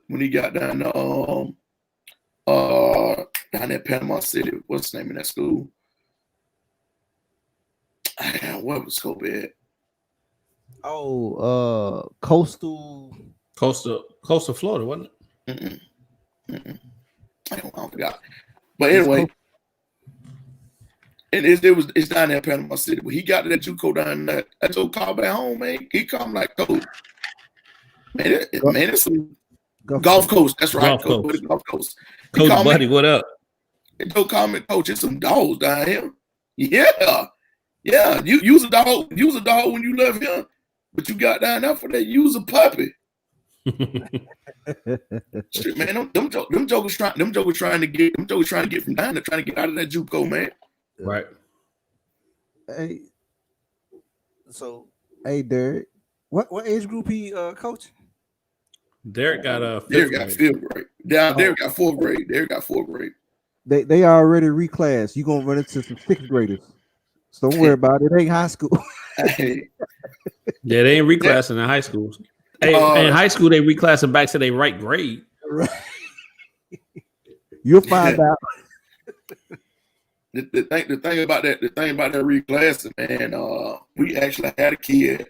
We had a kid a couple years back. He played for us as a freshman on the JV. He left and went to private school. And when he went to the private school, he reclassed back to a freshman as he was going into his sophomore year. Well, when he became a senior, his time had ran out. Yep. Because he played on the JV level and he's played 4 years of high school basketball, but he was only a junior. So he hurt himself. So in certain situations too, you got people that's giving bad information. Yeah. Yeah, if that's something that you're interested in or thinking about, or you heard somebody say reclass and you think that's the golden ticket, make sure you do your research. Yeah, you got to do your research, man. You talking about doing stuff like that. If you're gonna reclass them, go on to reclass them now. Derek in the fourth grade, what you coaching at? Yeah, he gonna run into it. He gonna see some 5'9" fourth graders. So sixth grade about 6'3". Right. It ain't high school. You gonna figure out real quick. Yeah, man. But nah, it's just Derek ain't but 5'7". Yeah, he gonna run into some fourth graders bigger than he is. I tell you what, Derek, if you run into some fourth graders and look up to them like I did, like I have to, you in trouble, buddy. I tell you that now. Hey, it happens, man. Okay, I'm sorry. You're right, Derek. I'm sorry, Derek. I did say me too. I did say looking up at them too. Hey, Derek said he just asked the questions for the audience. He already know all these answers. My bad, Derek. We unloading on you. Derek, I ain't gonna put that up, man. I ain't gonna put that comment up. Hey, but I would Dr. Love, if you still watching us, man, I would know if you could comment. Are you actually coaching at AAU or coaching at a school level right now? Just kind of, give us kind of your background, man, because you do have some insight into how this game is played. Man, put Derek come and go though, man. But Derek, put that man business out there like that. Man, he said it. Hey, Derek, I can't say that because I'm 5'9.5", so I can't talk too much. What's the half, that? I'm 5'9.5", I'm 5'10". Who? I'm 5'9.5" with my shoes off. I'm 5'10" with my shoes off. What? I'm 6'5" with my shoes on. Nah, you ain't no 6'5", man. I think Cam Malik got you now. Yeah, we was making up. I was making up heights, so I just made. I'm saying, listen. When I went to the doctor, they told me they measured me with my shoes on and my shoes off. I was 5'9", and Kirsten, don't start that. See, there you go. They're weird. Yeah, they tripping. man. Cam You said right, fat. Cam. No, what are you talking about? Fast? I'm 5'9". Cam said he taller than you. No, Nevaeh said no, she about taller than you. 5'5". no, don't do that. I'm five. Listen, I am 5'9.5" with my shoes Hey. off, and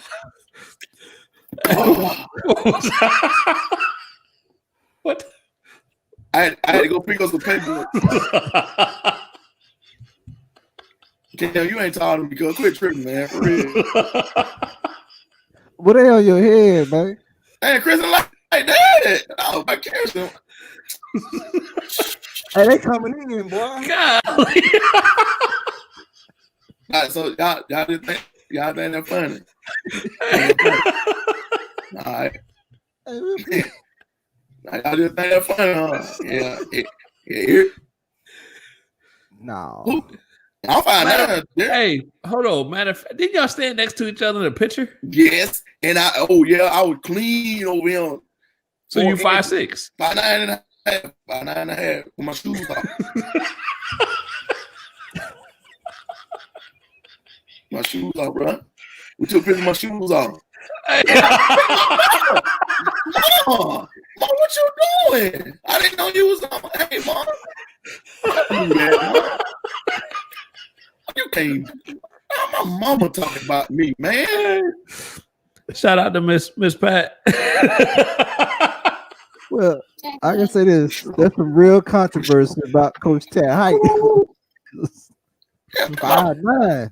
My mama laughing at me. Hey, Tat, we might have to do a height check on live on the show. Yeah, man. Well, you can do it with your phone. They got the measure stick. You stand up, I can measure with my phone. Nah, Mom, I don't need you to my hey now. You just laughing at me just a minute ago. Oh, you think it's funny? Then she think it's funny. You just laughing at me just a minute ago. You like, hey, son. I remember that when I get that tip, when that cash out go off. Joker laughing at me. My own mama. So we have an answer from Dr. Love to your question, Coach. Okay, cool. He said he used to work at Impact Basketball Academy in Las Vegas, a basketball training facility. We get kids ready for the draft.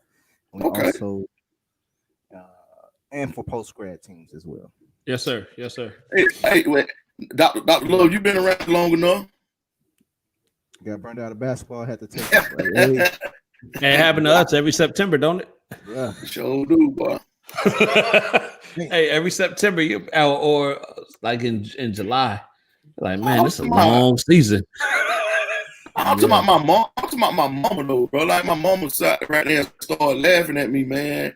She normally when I was in elementary school or someone like that, if somebody laughing at me, she'll be the first one. She'll be the first one to fight. What y'all laughing at my child for? Now you in here laughing with them. You got everybody on the thing. You got everybody, all these coming people peeking at me, and then you gonna start laughing too. Come on, that really hurt my feelings. You might have something. I thought we was better than that, Mama. Now you had Miss Deborah come on here and say, "Hey guys," and all chill, and then you get on here with me and you start laughing at your baby boy. Whew. Well, I tell you, She thought you was telling a joke by saying you was 5'9". That's all that was. No, I'm serious. I'm telling you, when I went to the doctor, man, I measured my shoes off. I was 5'9.5", and when I put my shoes back on, I was 5'10". How long ago was that? Because they say when you get older, you shrink. No, that was probably about 2 months ago.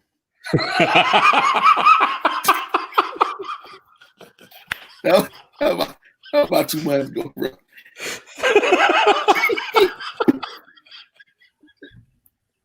Look, Charles looking for some dirty joker.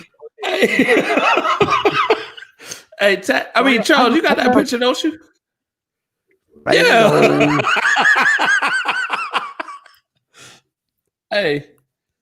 So the viewers that can see, so Derek is the one in the black hat. So Tat is standing beside him.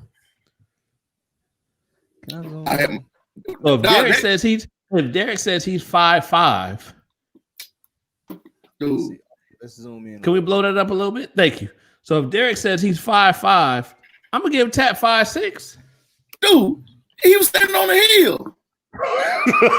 Standing on the bottom of the hill. That ain't flat surface, man. That's a hill, man. Y'all tripping, man. Hey.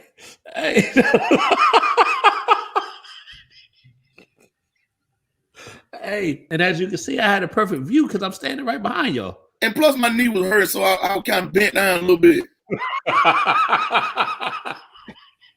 my knee. That when I came from the doctor, my knee was hurt. Hey. That's why you went to the doctors. Yeah, my knee was hurting, and I went to the doctor. That's the day I went to the doctor, man, and they had me. I couldn't stand straight up on my knee, so I had to bend down a little bit. All right. Oh. My baby, but so you saying my baby talking to me? She ain't but 10. Well, look, hey, I wasn't gonna bring that up, but I think she got you, man. Y'all, all right. I'm gonna let y'all have that tonight. Just go in on Tat's height tonight. Everybody, even my mama. Mom, you're wrong. Mom, I told you about it. You're wrong. I'm gonna call you after I get off here too. Charles, can you throw that picture back up? And they're like, damn. That might be, you might be 5'8". No, I'll give him 5'6". Derek said he 5'5". Bro, that's 3 inches, man. Look at the picture. That's not 3 inches. Cat said you might, Buddy said you might be the only person that make me look like I got some kind of height. Buddy, quit tripping. Buddy, how tall are you? Buddy probably my height, 5'10", maybe 5'11". Buddy ain't no 5'10". Buddy the same height as me, 5'9". What? Stop. Charles, put the picture back up. Buddy the same height as me. Nah, bro. So both of y'all 5 what? Buddy say he 5'7". I'm gonna be 5'10" then. Little Buddy standing on that hill. All right, so Little Buddy, for those tuning in, Buddy's standing there with the white shirt with the hurry up and take the picture pose. Buddy saying you're 5'7". Dude, do you see that stump that Buddy standing on? Buddy is actually downhill in this picture. Dude, I'm just saying. No. Yeah, Buddy's Charles, downhill. if anything, you're furthermore downhill than what Buddy is. So if anything, I think y'all more parallel on the ground. Boy, y'all. So if Jamari's watching, how tall is Jamari? But Jamar might be 5'8". No, Jamar 6'1". Oh yeah. What David is then? Hey, how tall about? Now you stand on that hill. You was like 6'6" back there, stand on the hill back there. You stand on the hill, bro. Hey, hey, y'all tripping, man. Now, Charles, you got some scores from the weekend, man. Man, tripping, man. Yeah, man.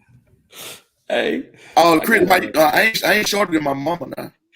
Hey. Do that now. My mom ain't taller than me.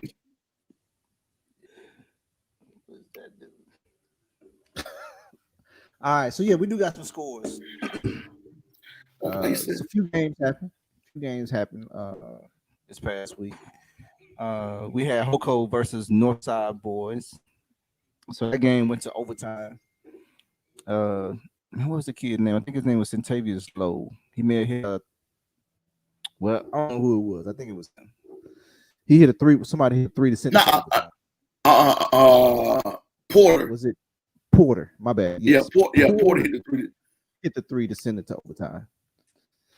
So the actual score was 80-81. So HB Morgan, Hoko had 80, Northside 81. They squeaked out of that one. HB Morgan last second shot. Last second shot. Yep. By AP. So real good game. Hopefully Northside will get Jordan Brown back in the upcoming weeks. But HB finished with 32. Yeah, HB finished with 32. AP hit the game winner. Yeah. Yep. HB finished with 32. Trey Green 26. And Centavious Lowe had 16. So then the Northside girls, they also played that day. And these are region games for both as well. So Northside went into Hoko and and they won both games, boys and girls. So the girls, Northside, they squeaked by they had 48, Hoko girls 47. No stats for the Hoko girls. So Mackenzie had 14, Aaliyah Green 13, and Destiny Seaton had 11. That's a big region win for them. And actually, I think they split this year. Yeah, they split. I think Hoko girls won the first game over there at Northside, and Northside girls, got some revenge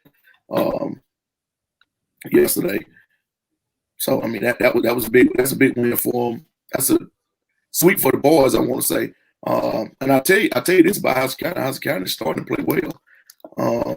I mean that's 2 overtime games that they lost to us and Northside.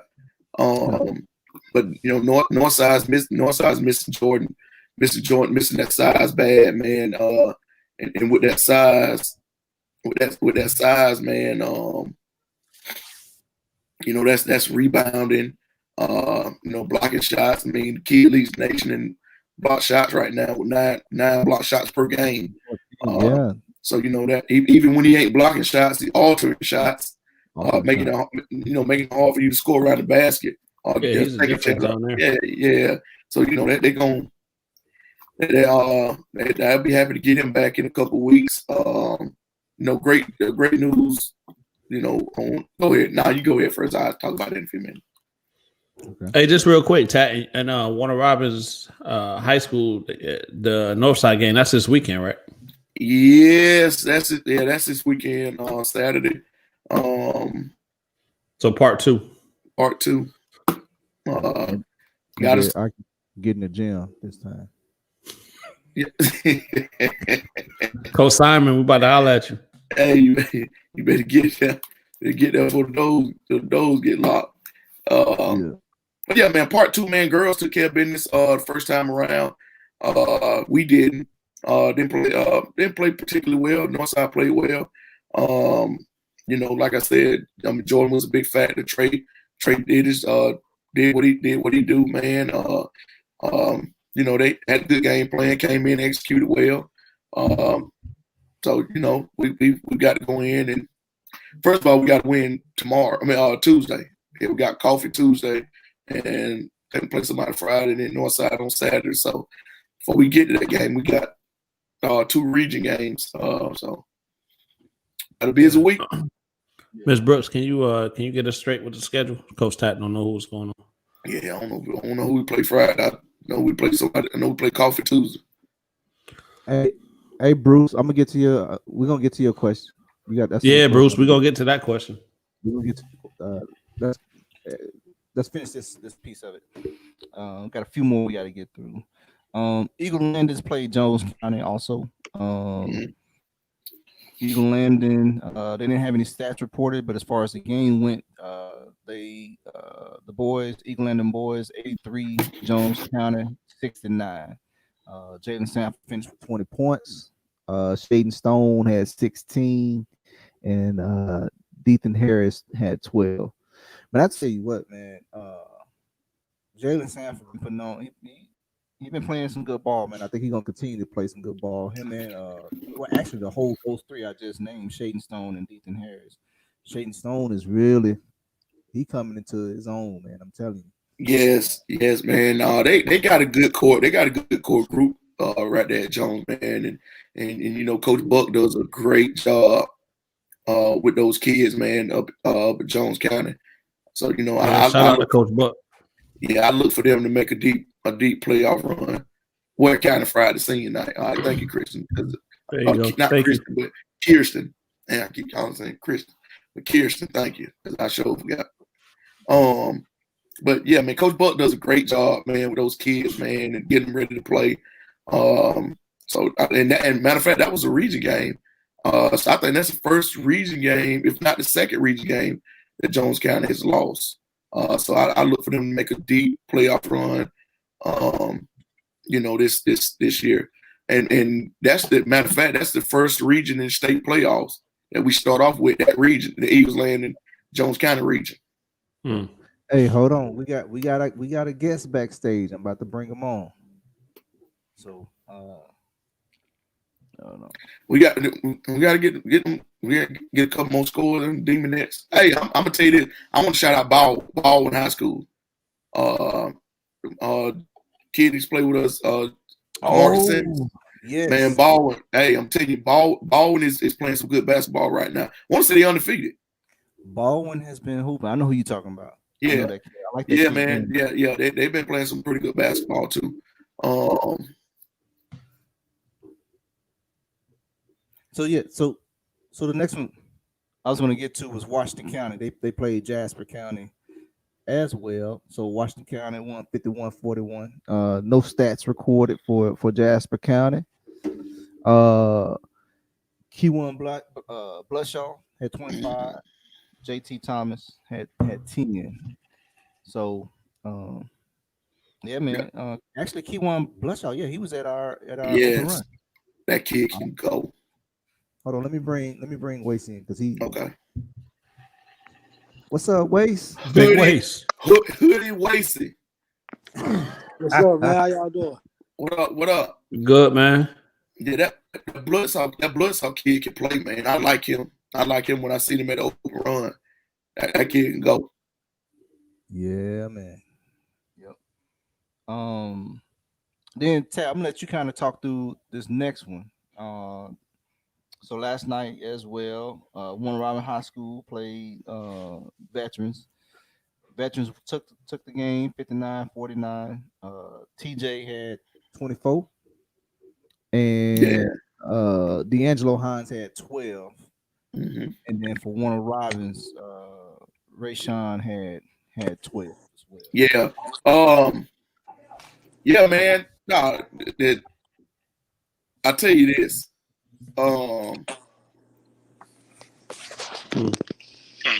Veterans does a good job at what they do. They don't get outside of themselves. They play within the system. And they have a good veteran does a good job of sustaining what they do. They might play even keel for 3 quarters, and it seems like in that 4th quarter they hit another gear. They hit another gear we didn't. That's what it all boils down to. TJ hit another gear. D'Angelo wasn't playing as well, but kind of hit some big shots, down the stretch in that game. That kind of pulled away. We didn't answer back. Good team win for Veterans. Number 1 in the region right now. Number 2, number 3 in the state. Nothing else. We just got to play better. On the girl side, our girls took care of business. Our girls started off a little slow against our Veterans girls. Veteran girl being at home, hit some shots. That was pretty much uncontested, but our girls sustained their run and made a run of our own, and they got it done and 1-0 in the region right now. So yeah, shout out to the Demonettes. Hey, just real quick, Charles, while we're doing scores, I'm just gonna give you the Tampa Bay beat the Saints 30-20. Damn! Now I got to get Quiz a couch. So well, let me go and tag him, get him a couch. Then I got everybody else a couch. Yeah, I know, right? So wait, I'm gonna tag you in a little bit because you was at the game. You watched a little bit of the game as well yesterday. You got any takeaways? Anything you wanted to share before we move on? Yeah. I don't know. I'm not sure. I'm not sure what I missed, but I just tell y'all what I observed, man. Pretty good back and forth. Like Tat say for I say probably for 3.5 quarters to me.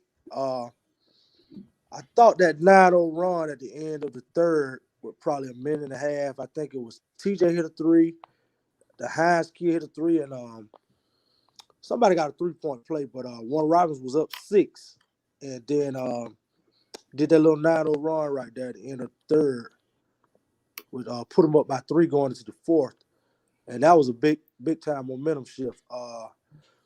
My first time seeing veterans this year. They interested, man. They got some size. They got TJ and the D'Angelo kid hitting the 3. Another kid, I want to say his name is Taj Williams, I think. Yeah, that kid growing a lot on of threes, and he's probably about 50-50 on them. Makes and misses, but with him throwing his couple, 10, 12 points in there, and the big Aaron Jones kid, man, I was really impressed with him.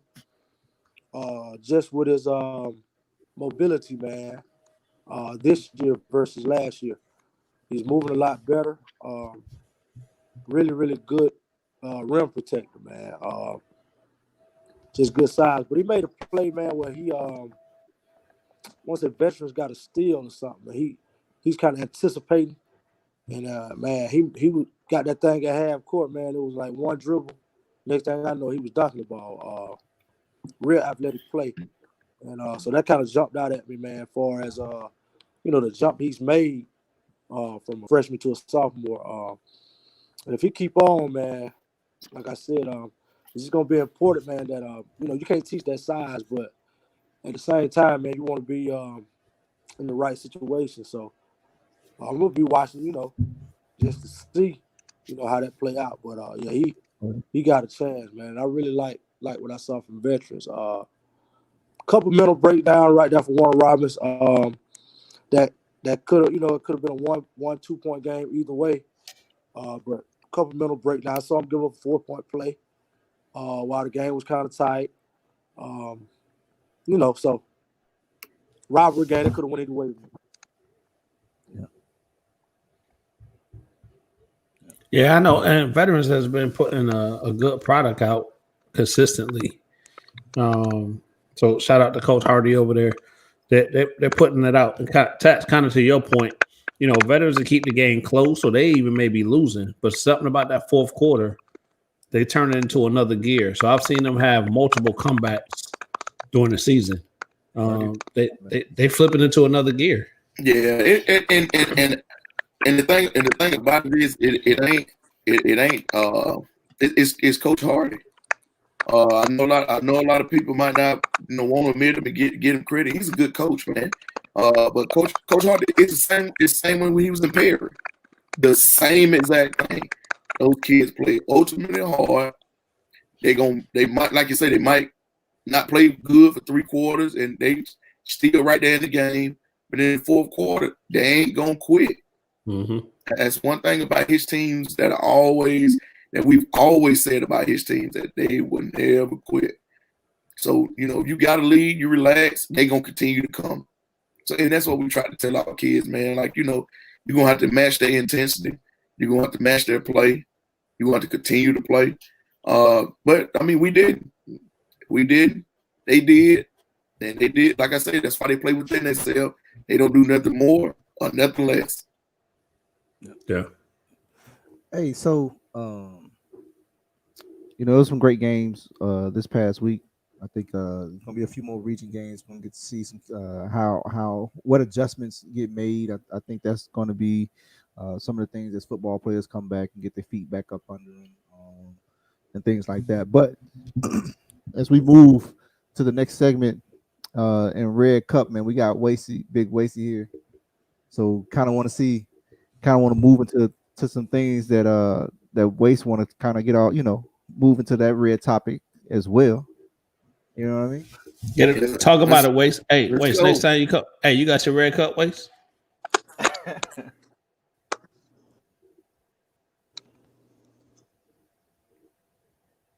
Waste didn't win. Waste, you got a Red Cup?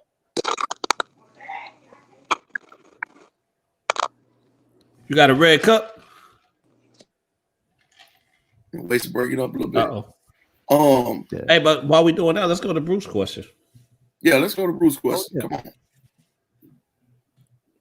So, Bruce, I know you guys are about loyalty.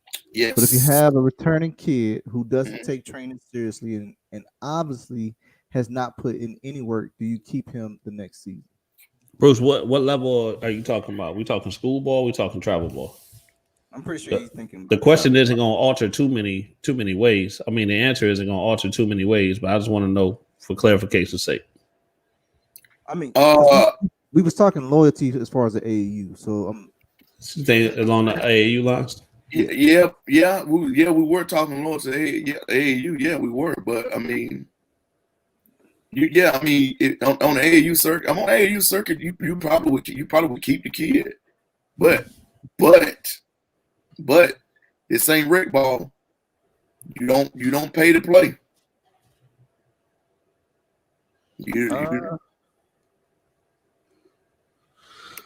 Look, so this is now. Before y'all say anything, I say this about me. Travel. Yeah, I say this about me. If a kid ain't getting it done, I just can't put him. I can't put him on the floor because that's not showing any loyalty for the kids that are getting it done. I would say I think for me, if I see a kid that's working hard, he or she is putting in that work, and things are just not clicking at this time for the age group that I have. Yeah, I'll keep them if I know they're working. If there's a kid that I just know that's not going to be able to, like, this is just going to be too much for you, because I'm gonna do more harm than good by putting you in this situation, because you're going to be frustrated. I'll probably be doing the parents a favor because they're going to get frustrated. Why ain't my baby playing? Well, why wasn't he training? Why wasn't he working? So you need to point that finger the other way sometimes too.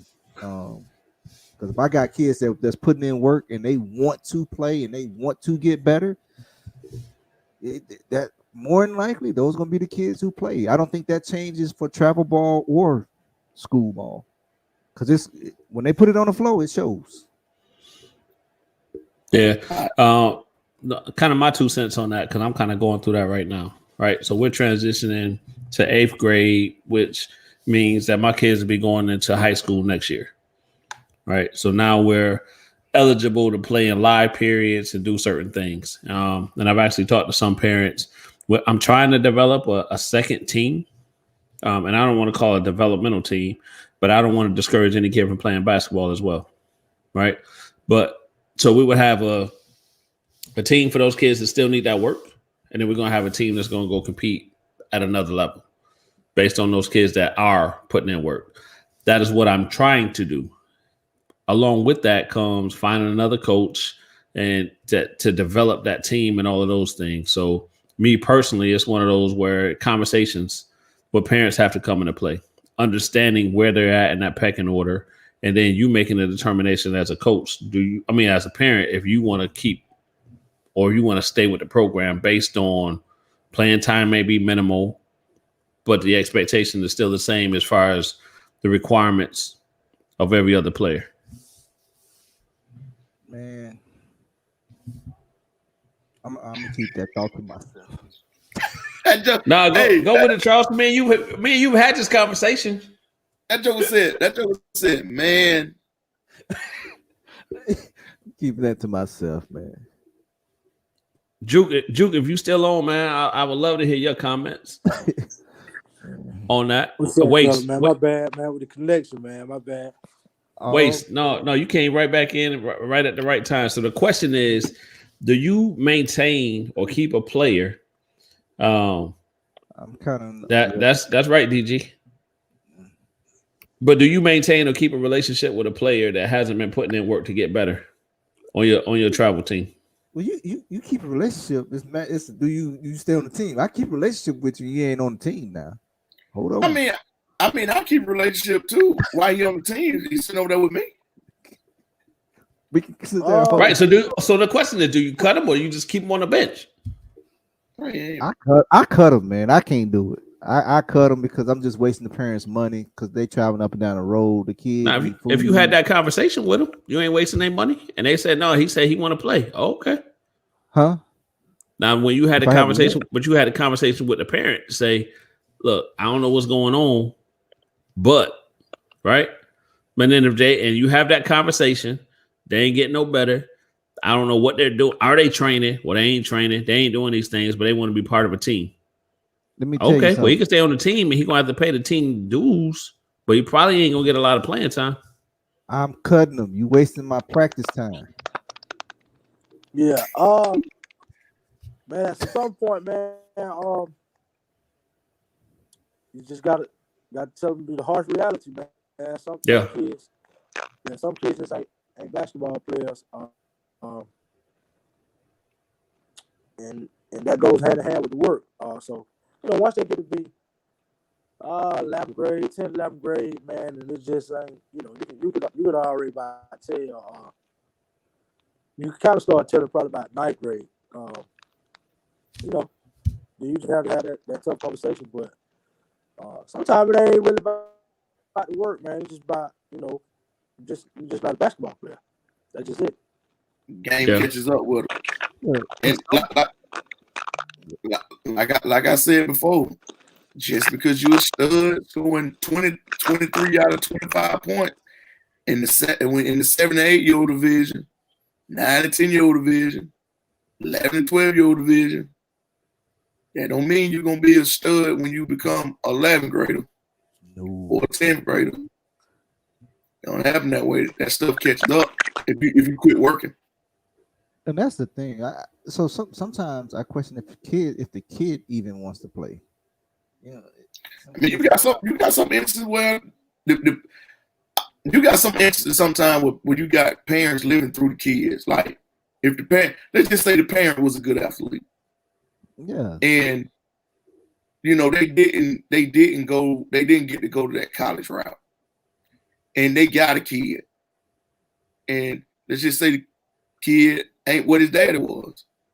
Sometimes you got parents living through those kids, man, and making them do stuff that they can't do.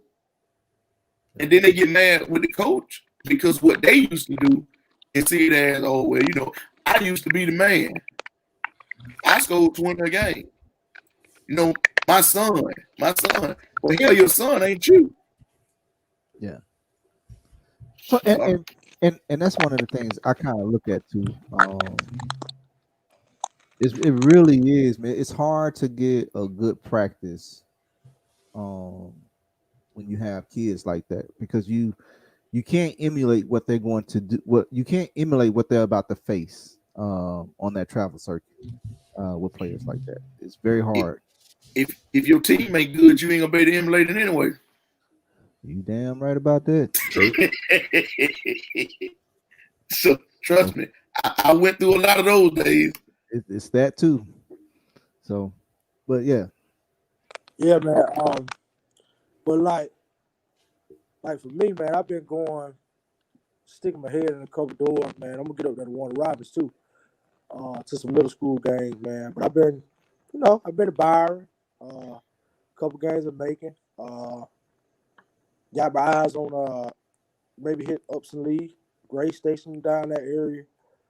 But like, I'm just because I'm trying to always make sure I'm watching and seeing who's who. But man, I heard some stuff, man. I saw a kid, man. He's pretty solid. But you can clearly look at him and tell he's a football player, right? Mm-hmm. But he played basketball. And he could do some stuff because he's just physically stronger than kids right now. So he can kind of bully his way, get layups, stuff like that. But man, it's a little concerning to me, man. I'm seeing and I'm hearing people saying like, he's a basketball player, and I'm like, what y'all looking at? Like he's just, what I'm saying? Like it kind of go hand in hand with what we were just talking about to a certain extent about you're just not a basketball player. And the kid is a good kid, and he's probably gonna be a Division I football player that can help a basketball team based on his physical stature. You know what I'm saying? But Right. as far as him being a basketball player, I just don't see it. So man, you have to be careful, man, with some of these I don't know, evaluations. I guess that's what it is, so to speak. But for me, man, I like looking at basketball. You know what I'm saying? I'm a basketball guy. I like looking at football, but I'm a basketball guy. So, it don't matter about the stats if my eyes see something different. You know what I'm saying? If I'm looking at a kid or a player, he can score whatever. But that don't always mean you're a basketball player. And that's okay. So that's my little spiel on this middle school thing, man. And I'm just sitting in the cut, man. I'm listening at parents. They already done started. They comparing kids. And, Oh my God. oh man, I just, we just got just let them be, man. Let them be kids. And what's for them gonna be for them, man. What's for them gonna be for them. Let's just support that and applaud other kids. Applaud other people's success, and we're gonna keep it moving. We're gonna be positive over here. You know what I mean? So Waste. I ain't really saying that yet, but I'm finna come out of the background on it because I see where it's headed. I just don't want our kids to have to deal with that stuff, man. No, 100% waste. And I was just gonna say to that point, man. We see it as well, right? Man, I think me and Charles was just having this conversation. You're not playing against a specific kid. You're playing against a team. But if a kid is on that court, then the whole team game goes out of the way. Of course, I'm sure they still want to win, but now they want to compare stats to another kid. And I'm like, come on, man. Man, they in middle school. I'm gonna say this, and this goes for high school kids as well. And I'm gonna say this: when you got parents out there right now, and they comparing their kids or their basketball team to other basketball teams around the state, saying they ain't getting credit and they part of the 478 and they this that, and the other. Hell, you ain't playing nobody. True. So I mean, you want credit? Go play somebody. I mean, you probably the teams you probably beat combined record right now probably 6-36. But you want somebody to pat you on the back. No, it don't work that way. And as far as comparing the kids, now I'm a competitive person. But like Wes to say, what are you comparing kids for? Why are you comparing? Why is it that you gotta walk around and say, oh, my kid better than this kid? My kid do this. Your kid might be better than this kid, but your kid 0-16 and this kid team is 20-0. But you walking around to my kid better than that kid. When a college coach come in and look, he ain't gonna look at the wins and losses either. But he gonna be looking for a different kid. That's different. But middle school wise, right? Oh man, that's stuff out the window, man. And I think I touched on this a couple weeks ago too. Kids transitioning from middle school to high school. Oh, well, I want to go where I'm gonna shine. How you gonna shine? You 0-30. You 0-22. Right. Who you shining for? I mean, again, comfortable. They comfortable. They ain't comfortable being uncomfortable. Some kids these days don't want that competition, man. When you say they haven't been uncomfortable, is it because they're not playing in the right places to be uncomfortable, No. frustrated, or they just haven't? That sounds like a coaching thing, right? Think about it, Charles. What I mean by being comfortable, go play against competition or go fight for a spot. You ain't going to a spot where it's just gonna be somebody telling you, "Hey, come over here and you gonna play varsity as a ninth grader." Right. You don't want to go play ninth grade, and if you got ninth grade talent, play ninth grade, work your way up to JV, work your way up to varsity level. Yeah. Well, You want to be told that, but see, that's being comfortable. Yeah. That's being comfortable. Being uncomfortable is no, I gotta go beat out this. I gotta go beat out this senior or go beat out this. Maybe I go beat out this senior and coach cut this senior because I got 4 years left. Yeah. Well, it's like that saying, "Iron sharpens iron." So you want to find a place. But some of these kids these days ain't comfortable being uncomfortable. That's why they run. Yep. They want to go to a situation where it's comfortable for them. Yeah.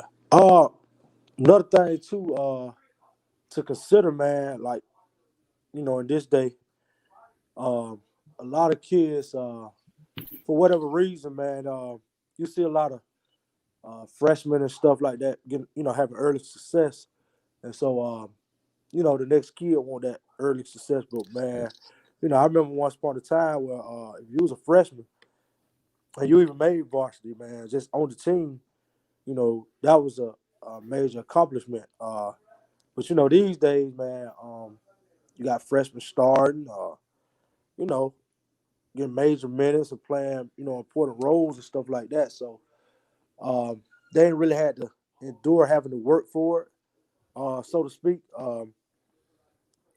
Some of them had the keys soon as they get there. So as soon as a little adversity hit, it's easy for them to, go the other way or feel that entitlement, because they jump right into a situation versus having to wait their turn or, having to have to work. And like you said, beat out a senior, junior, whoever the case, upperclassman. So I think that's why we see a lot of the entitlement stuff, because of the situations where they just playing early. You know what I mean? So I think that's something we need to consider too. No, that's a good point. Oh, good point. Yep. So, And man, I'm excited, man, because like I said, it look like we just keep recycling, man. I know with like some of these kids getting ready to graduate seniors, that was a reason that I wanted to, kind of go around and stick my head in a couple doors, kind of see who's next. And we got some coming, man. We got some. There's some that can do some things, man, for real. And a lot of the how far they go, where they end up, it ain't gonna be on the kid, man. It's gonna be on the parent, the adult in the situation to, I can't tell nobody what to do, but just make sure you put them in the right situation, because you could have a kid that's up next and get put in the wrong situation, and he'll be forgotten about if you don't be careful. yep. Wasted. Talk to them a little bit about what we got coming up, man. Stuff we got lined up. Well, I know we're working on an All-Star event. Middle Georgia, hypes up All-Star Classic in March. We got the date, but it ain't confirmed yet. So hopefully next week that'll be confirmed, and then we'll start sending the invites out. Hopefully have a middle school kick it off. We're probably gonna try to have it all on one day on a Saturday. Middle school probably kick it off early. Then you have the boys and the girl game, and we'll keep it pushing from there. Get ready to do this Mr. and Mrs. Georgia, Middle Georgia campaign. Within the next week or two, you'll start kind of seeing some of them candidates and graphics and stuff go up, stats, stuff like that, man. Just to keep it going, man, so people will know who. couple kids, man. That it's gonna be some surprises on the list, man. I've been watching a couple kids, man, kind of under the radar, man. So, I got one or two, man, that I'm gonna, give them a little respect, man, because I think they earned it. I think they deserve it. So, we're gonna blow that thing out probably within no later than the next 2 weeks. We'll push it back a little bit, because people have been having games canceled, makeup games, and we don't know how they're gonna do as far as the region tournaments and stuff like that. So we may push it back as far as announcing a winner, just to see how everything play out, just to kind of be fair to everybody. Make sure everybody get a fair amount of games or season or whatever the case may be. So, we'll just play it by ear. What about the high school senior showcase? The unsigned events, what you mean? Yeah. The real one. We're looking at having a girls and a boys. It'll be unsigned for seniors, but it'll be open to everybody. And that'll probably be after the All-Star Classic, really after the season. Whenever that is, man. Like I said, a lot of stuff is kind of on hold because we don't know, where they're gonna go as far as how they're gonna do the playoffs and stuff. It's kind of still in the air. Right.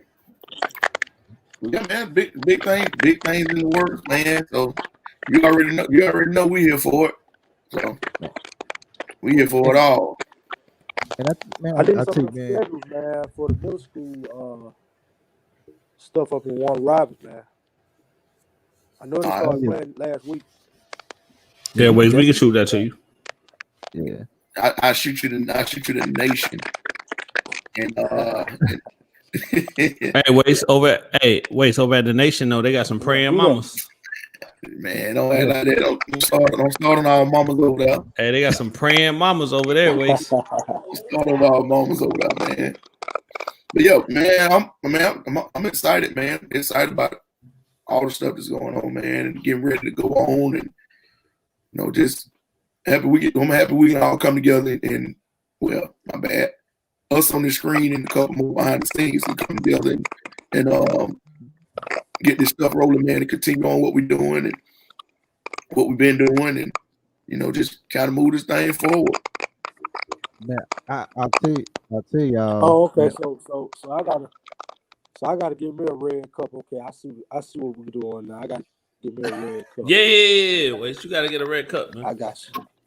Red cup. Hey, we're gonna let you slide this time because you ain't know. But next time, in order to bring a topic to the table, you gotta have a red cup.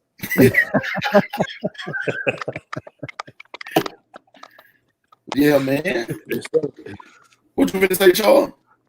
No, I was just gonna say, man, we appreciate you, bro. This movement is real, and I think people, if you're in the basketball community and your child or nephew or whatever the case may be is in that and they live in this 478, man, hey, y'all need to. I'm telling you, bring your kids out, because it's about this thing is getting pushed. So it's getting moved forward. It's getting moved forward. It's gonna go to another level, man. Hey, I don't know if y'all talked about it, but after we get off of here, man, at 11 o'clock. Yeah, I was just about to bring that up. Yeah, no, we talked about it. Yeah, we talked about it. Check out Miguel Hardenette, Marquincio. They're gonna have a little thing on his Hype South Skills Lab, man, and all the training work that he does with all kids, man. From beginners all the way to advanced kids. Yep. I think it's gonna be a pretty good story, man. Pretty good story on what he does. Oh yeah, we definitely plugged that already, Waze. Yeah, and the thing is, he's a hometown legend. What time? 11 o'clock tonight. 11 o'clock, yeah. 11 o'clock tonight. So it'll be on the sports. The sports probably come on a little bit after 11, but around that 11:15 time, you start probably looking over there. Right. Hey, before y'all go to if y'all about to go viewers, if y'all about to go to bed, set that DVR so it can record. If you're still up, not many of us have to work in the morning. Tune in at 11, 13 WNAZ. Man. God do it, man. God, I'm telling you, and like I said earlier, it's not only Arnett. I mean, I plugged you as well. You just big instrument part of that movement as well, man. Like I say, man, we just glad to be associated and a part of what the movement of what y'all got going on, man. And hey, and shout out to Pryor. I don't know how to say her first name. Tanaya, I want to say. Is that how you say it, Tanaya? Pryor. You got the offer from Pryor. Westland. Tonight, Pryor. Yeah. And I forgot the guard name from over at Southwest. No. Yeah, Tantana's offer. Yeah. Shouts out to her. They both picked up offers this week. Y'all are getting it done. I can say that. Y'all are getting it done, man. Oh yeah. And man, also man, shout out to TJ Grant, man. I just got a text from Coach Williams up at Xavier, Louisiana, man. Let me know they offered TJ. Me and him started the game. And we watched the game last night. He said he was impressed. So next day, he on his job, man. He came down all the way from Louisiana. TJ did what he supposed to do and rewarded with an offer, man. So shout out to TJ, man. I was really impressed with his game, man. I mean, he is shooting that 3-ball, and that to me was what he was missing. Right. So if he gonna hit the 3-ball consistently like that, that's gonna make his value skyrocket even more, man. Because 6'5", 6'6", big body, good mid range game. Always had that. Play with a nice pace, but if I'm not mistaken, he hit 4 or 5 3-pointers, man. And if he gonna do that consistently, man, he gonna help his stock, tremendously moving forward, man. Got one more year left, so I think that may be a second or third offer. But I think, man, going into the travel ball season, man, I think that's a name that you're gonna start to see. That's next with the offers, and in the Middle Georgia area. Who gonna probably be out front leading the way. Congratulations, TJ, on that offer, man. Yes, sir. Yep, congratulations, TJ. But Justin, what's up, Mr. Gillespie? Justin Macon. But yeah, man. Like I say, man, I'm glad he got to come down. I'm glad he got to come down last night and like I said, talk to him. Well, not talk to him, but we text back and forth a little bit this morning. About Rashawn and both TJ. So I'm glad he got to come down to see them both. And that's the beauty of what we're trying to do more of in this area, trying to get college coaches to come down to see these kids. That's just what we're trying to do. There's no pats on the back for us. We don't care nothing about getting no pat on the back for none of this stuff. We do this out of the goodness and of our hearts and trying to do what's best for these kids.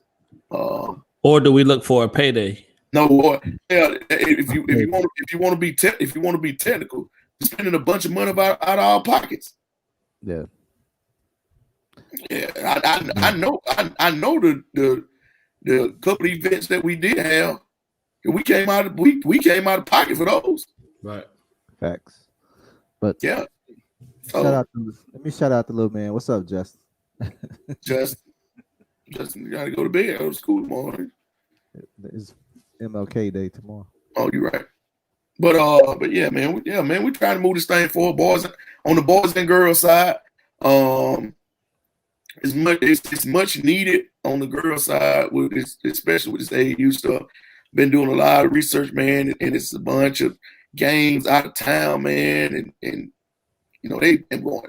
And girls go everywhere, man. They all over the place. So it ain't like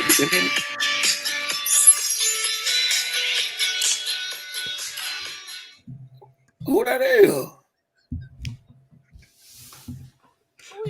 No, never mind. Never mind. But I mean, the girls go all over the place, man. They like the boys. Boys play right there in Atlanta, get everything in Atlanta. And the girls go all over the place, man. So it's trying to find places for them to play and scheduling with them, boy. Whoo, it's gonna be a deal, man. But like I said, man, we're trying to get all this stuff done for this Middle Georgia area, man. And that's all we're trying to do, man. Is do what's best for these girls and do what's best for these boys, and so they can get these educations and get these college scholarships and get out of here. Yeah. For sure. Hey, speaking of getting out of here, Charles, you not ready to kick us off the show yet? No, I'm kind of feeling red cup topics. Kind of feeling it a little bit. I like it. Wait, I'm a boy headband Wasted been doing, man.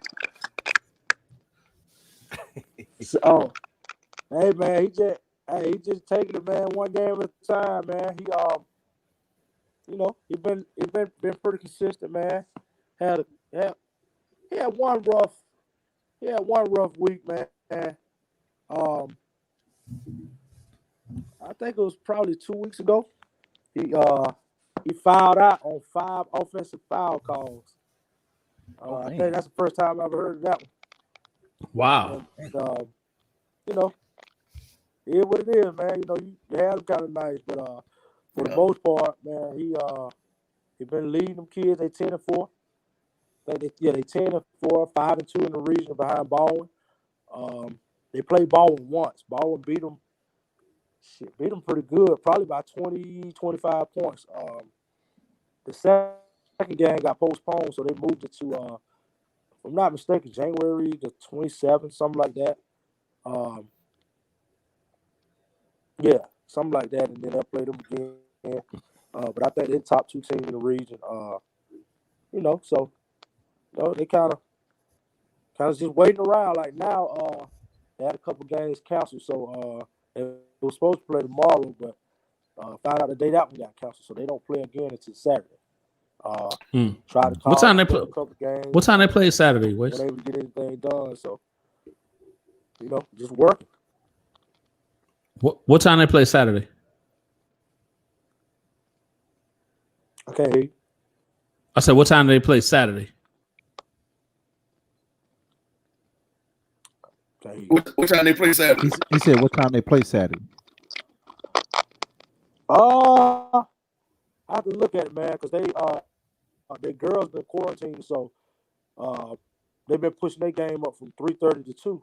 So I don't know if they'll be back off quarantine by then or not, but I'll find out for you. It'll be 2 or 3:30. All right. Hey, so wait, you can't hear me? All right. So so look, so ask Wasey this, man, just from the standpoint of with him. Say it one more time. Can you hear me at all? Kenny, every time at 10:31 on the show, you might go out. Y'all can hear me, Say it right? again. I can hear you now, Chad. What do you say? All right, hold on, wait. Hold on. So this is the question. So with will Wasey being a 5-star and him still going through his high school season, is he still working on things to develop his game at this level? Well, wait till he come back. Yeah, he'll come back. Until Wasey comes back. So, did y'all get a chance to watch Auburn versus Kentucky? Sharif. Man, Sharif Cooper been going crazy, man. Yeah, Sharif Cooper's been going crazy. So I wanted to wait for. I did get a chance to watch that. So yeah. Hey, yeah, when Wasey get back, Wasey been all over that. Yeah, he been all over. So I wanted to get that question out to him. So we'll kind of wait for Wasey to get back, because he's been the reason why as well, because Wasey has been covering Sharif Cooper since he was probably middle school, fifth or sixth grade, something like that. Fifth or sixth grade. He identified that kid as being A talent. Yeah, there you go. So we'll wait for we'll see if Wasey comes back in, and then we'll kind of go from there. Hey, and the question that I wanted to even ask Wasey was Lil Wasey being now getting his 5th star. So if everybody's understanding what we're talking about, so he's a 5-star recruit going to Florida. But just the process of going through the high school, finishing his high school season, and still developing, still working on different parts of his game. And I'll bring all that back around to say when we were just talking about the middle school, where parents are more concerned about kids matching up with certain kids who they're playing against or whatever, versus understanding that these kids are still working on their game and should be working on their game. And regardless of what the outcome is or whatever of that game, you should be more invested in your kid developing than anything else. But that's the thing, though, Kenny. They should be interested in the kid developing, but they're not. They interested in the kid being better than the next kid. Which is I understand competitiveness. Right, 100%. We definitely want to win. Yeah, but man, they just go all out. They want their kid just be we ain't gonna be and this is my thing too. I am wasting before we get back to you. I just want to say this. I have a serious problem with parents, grandparents, anybody complaining about their kid or grandkid or nephew or niece not getting enough credit. Like, keep playing. Like, what is that? What is that credit gonna do? Right. Like, is that credit gonna give you 4 more points a game? Yeah. Is it gonna give you 5 more points a game? And then it becomes a situation of you're so worried about how much credit somebody else is getting or what somebody else say about another kid, and you ain't even praising the kid that your own grandkid or nephew. And if you is, you ain't doing it from a good place. You're doing it because somebody else is saying something about another kid, and you're saying, oh well, you know you better than them, and you good too. But you ain't saying that from a good place. You're saying it because somebody else is saying something about another kid. Right. And you mad or whatever because they ain't talking about your nephew or your kid or this, that. I mean, why are you just worried about the kid doing whatever they're supposed to do? It's gonna come. Yeah. And I don't want to get too far into that, but I think you have to be careful with this middle school stuff, man. If your kid get 9-10 points a game, that is a solid game. That is solid. Hey, I don't understand some of this stuff, bro. But anyway. Don't get into the parent, the kid. Hey, walk down, and they the main one hollering. Your kid played 2 minutes, and you still the one out there doing all that hollering, screaming about this and the other. Man, chill, man. Just enjoy the game, man. Yeah. But anyway, so as we get back, KP was trying to ask a question. Wait, you can hear me?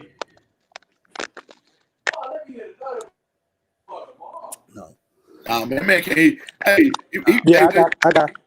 You can hear me? Okay. Hey, so I was just asking you, man, as far as Lil Wasey, man, now being a 5-star recruit, and we've already documented who he is and what he does, but even going through this senior season, if you could just talk to how he's still working on his game and developing his game, even at this level. And the reason I'm even saying that is because we got some of the middle school parents, right, or middle school folks that may be putting undue pressure or trying to match their kids up against a certain other kid, where it's to be development at that middle school level. And if Wasey is still doing that at a 5-star level as a senior year, already committed, that kind of goes to that point. If you could speak to that. Yeah. Well, as far as he go, man, he's just like I said. He's just a worker, man. And he just works and he control what he can control. And I think as his father and my wife, I think we do things, man, with a pure heart, man, and it's pure. And they can't let stop you. So he's still been able to move up, during this COVID season with games being canceled, not playing in a whole bunch of showcase events. So just being blessed, man, enough with people, coming to the games and, doing video recording and stuff. Shout out to you, Charles. Y'all don't understand, man. That stuff reaches people, man, in high places, man, and sometimes that's all they need to see. One of the big things that people who ain't been able to see him for some of the, who's who guys, do the rankings and stuff like that. All I hear about from them is, man, he's gotten taller, or man, he's working on his body, XYZ as far as the way he looks. And if they can't come out to games and they can't see him, then I have to attribute that to the guys doing the recording. So thank y'all for that. That's a blessing. So people can see him. You know what I'm saying? He's visible, even in a time where they're supposed to be not so visible. So I just credit a lot of it to that, man. You, Charles, Ron Miley, guy over that ball so hard. Just all the people. Jay, I reported by Jay. Grant, man, just all the people who doing the videography. I give that a big chunk of the reason him in particular is able to, still move up. And being at a regular high school that's not a powerhouse, he's just playing with regular kids, playing a regular schedule. So that visibility that y'all, y'all doing for him, man, I appreciate it. And so that's what I attribute it to, as well as him continuing to work and to be able to perform and put it on the floor. You know what I'm saying? But Right. Mostly is that visibility. And he's training just from that point, man. He's training to get better as an individual to help his team, right? So he's not necessarily comparing himself or I have to outshine this kid or that kid. He's doing all this because this is where he wants to go with it. And these are the things he knows he needs to work on.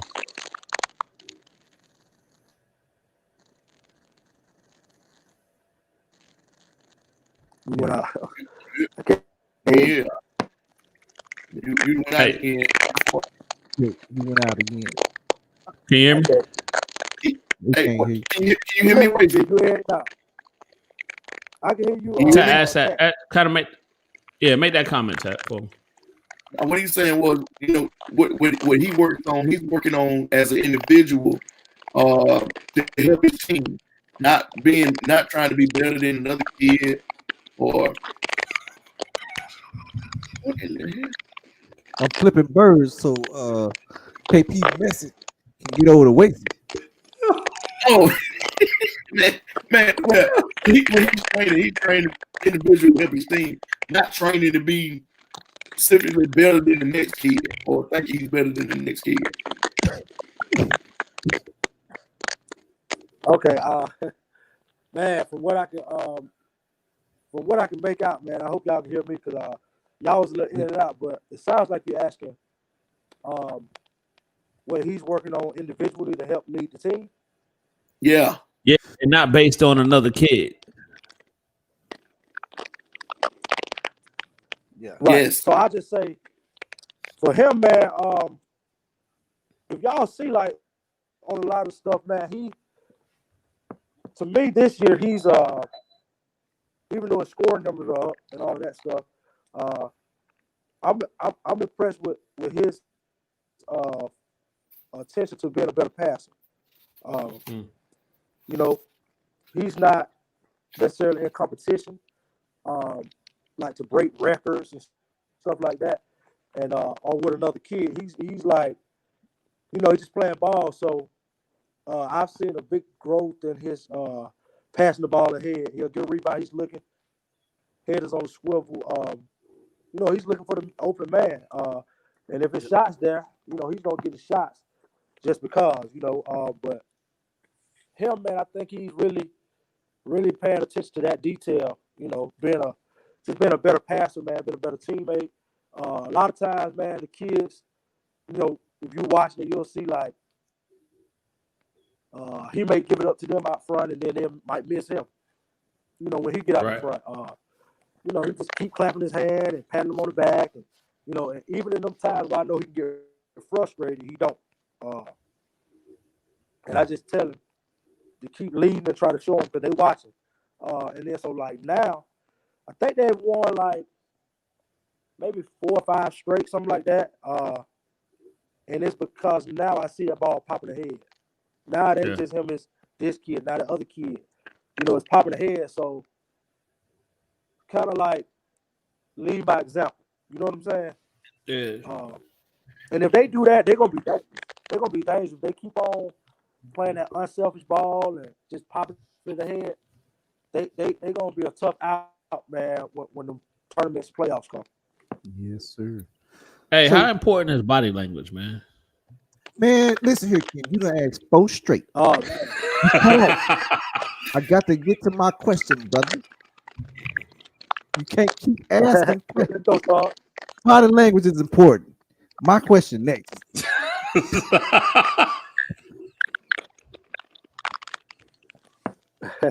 I'll just sit over here and drink out of my red cup. Wait, so no, I'm messing with KP. But I want to get to this question though, because I know you've been covering Sharife Cooper for a while, and we got a chance yesterday to watch Sharife Cooper and BJ Boston. You know, Auburn versus Kentucky. Can you hear me, Wade? You can't hear nobody but me. Go ahead. You know what I'm trying to say. Tack, go ahead. Hey, Wasted. What Charles want to do is, he know you've been covering Sharife Cooper. Tell us your spiel on everybody jumping on the bandwagon now. He heard me. Who bandwagon? Oh, Sharife Cooper. And Sharife. Okay, I got you. Man, let me tell you, man. With the Sharife thing, I saw him as and I know, you know, he's probably been a popular kid up in the metro area for a minute. But I seen him, he was a 7th grader, and Loacy was a 6th grader. I took him to an Under Armour camp at Maynard Jackson High School. And as soon as I walked in the gym, I'm like, you know, they were going through drill. I'm like, who is this kid? And I mean, he was little, but his game was like mature. And so they told me who he was. And I just watched him, and then the whole time I was watching him, like man, that's kind of rare for a kid to be doing what he was doing. So cool, poised. You know, he wasn't, you know, kids at that age, they're just back and forth, you know, just running around, you know what I'm saying? But he was under control. He just had a mature game.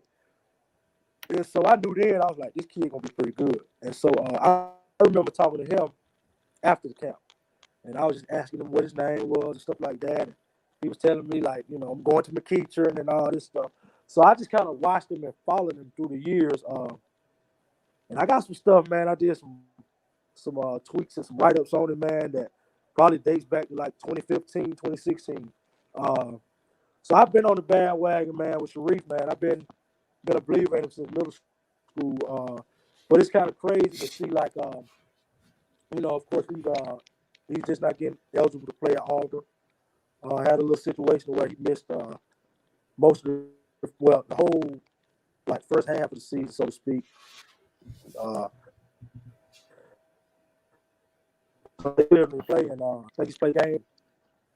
You know, he's doing what it's not surprising to me. But some of these same people, man, I'm seeing them now. They like, you know, Sharife this, Sharife that. But when I made a tweet about him being the best point guard, hello, what up, man? What up, man? Wait, Ted over there doing the one of them challenges, Waste.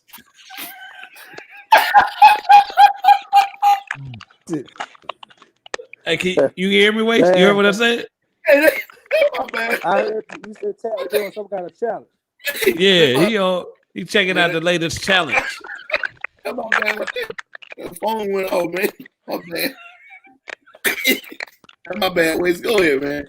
I'm sorry, man. Nah, man. I was just saying. You know, I was thinking he was the best point guard in the state. You know, one of the top point guards in the country when he was a freshman or sophomore. And, you know, people gave him a lot of flack about it. You know, they always used to tell me like, oh, he's too small or he can't shoot. And I'm like, man, what are y'all looking at? You know what I'm saying? Like, when I go to a game, if he shoots 6 threes, 4 of them going in. Yeah. So I don't know if he had a stigma when he was younger, he couldn't shoot, but I wasn't never under the notion that he couldn't shoot. You know what I mean? Yeah. So, you know, it's just funny to me now. Some of them same people, they kind of changing their tune on it, but They're backtracking a little bit. Yeah, don't be surprised if he's a first round pick this year. Don't be surprised. So that's the question. So that's the. I think that's the next question. Charles, I don't want to take your question if this is your question. But go ahead, brother. Oh, okay, cool. Is he coming out this year? Or is he coming out? Is he gonna wait?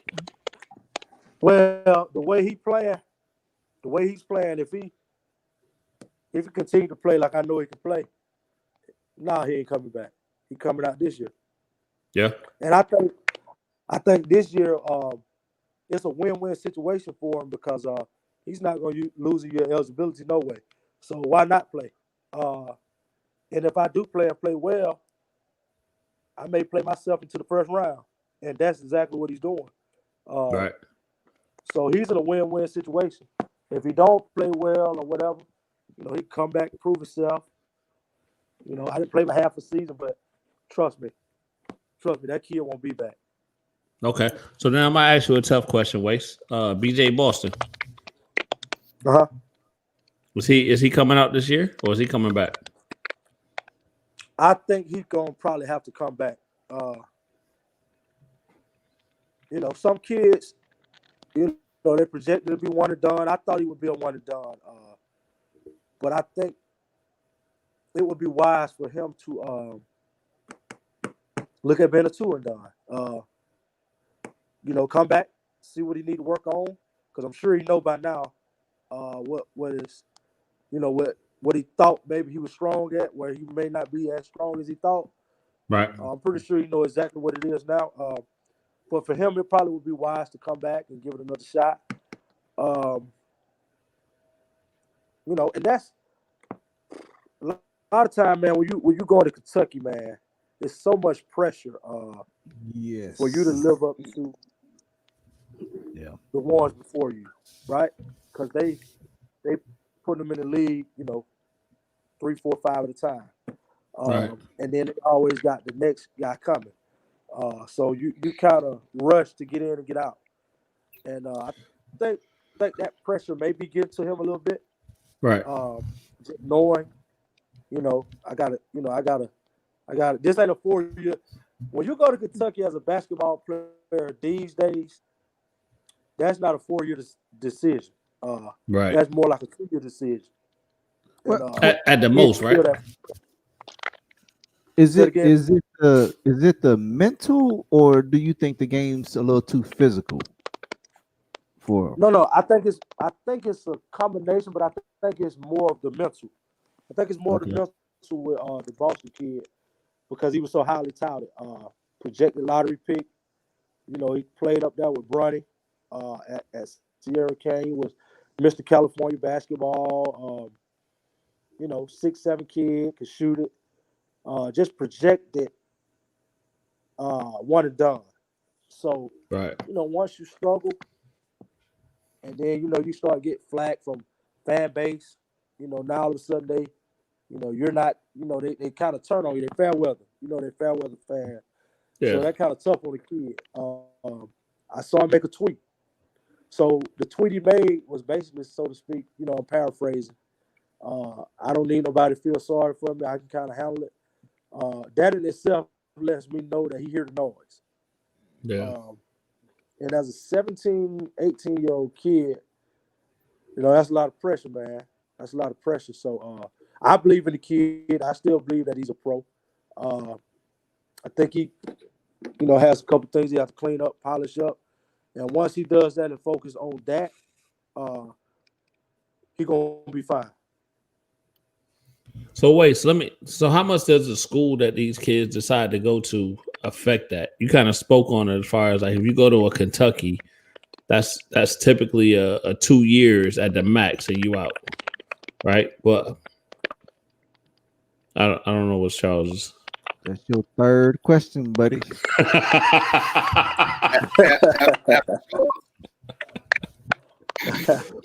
But if you could just real quick, ways, because I know we're coming up on the 3 hour mark. Man, you gotta find your fit, man. You gotta be careful. You know what I mean?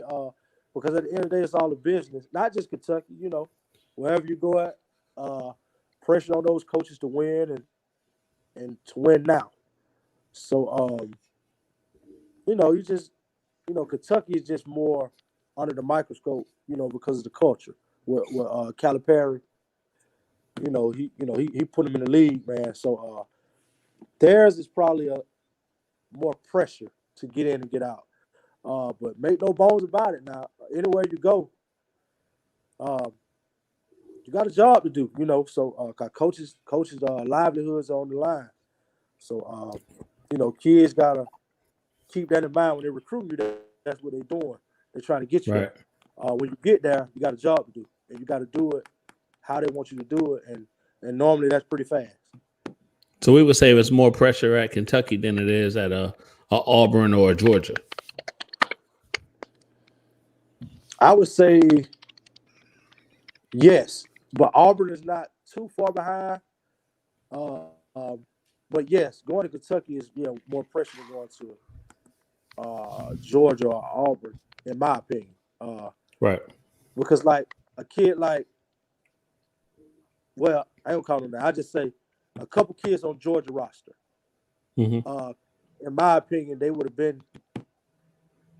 had to go from Kentucky. Mm. Yeah, That's a good point. And it would have been solely based on I got to get you out of here because the next guy is coming in. Is Coming in. Yeah. And I promise him XYZ. Right. So who's been the most impressive player and or team? I think I know. One more time. Who's been the most impressive player in college? The most impressive player in college. Most impressive player in college this season? This season, yes. In the whole college season? Gonzaga. My guy. Oh, that's tough, man. Michigan looked tough, man. What's that kid we was talking about? Michigan looks tough. Michigan got a big that can go. Jalen Suggs, bruh. Nobody is beating Gonzaga. We do have a question from Bruce. And Bruce still up. It's a good question, Bruce. It is a good question. It's a great question. How do you rate point guards? Is it their ability to make shots, handle the ball, or control the tempo? Your all-time best point guard. I guess you want to know who is your all-time best point guard and why. How many questions is that? That's 3 questions, Bruce. But he catching up with you, Kenny. Yours was back to back. Like you didn't give no assist. Yeah, for me, man, I'm more of a traditional point guard guy, but I like a point guard who can do a little bit of everything.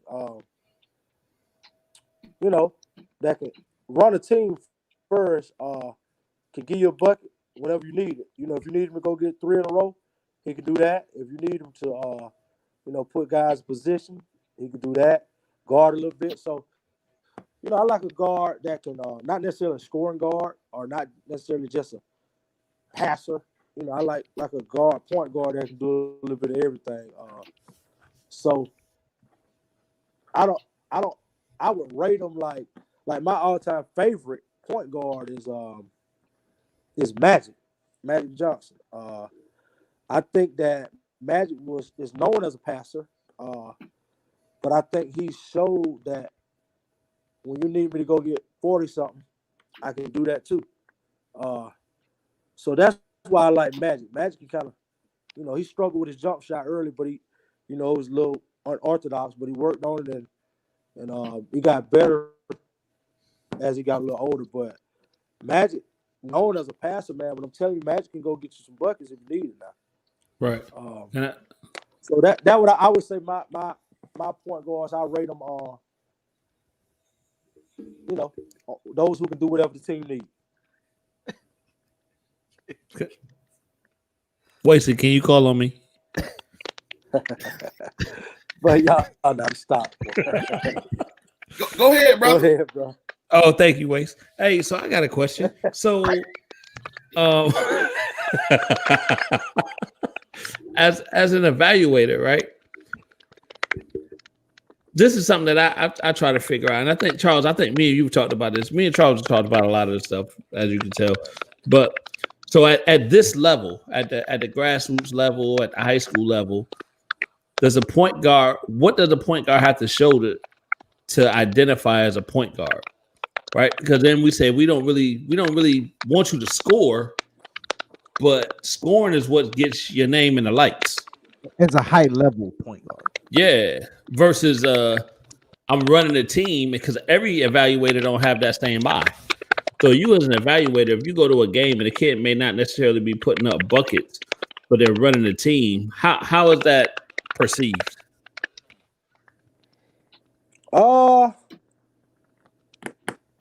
I think it's perceived like, okay, so I'm gonna talk about Trey Graham, right? Hmm? I'm gonna talk about Trey Graham.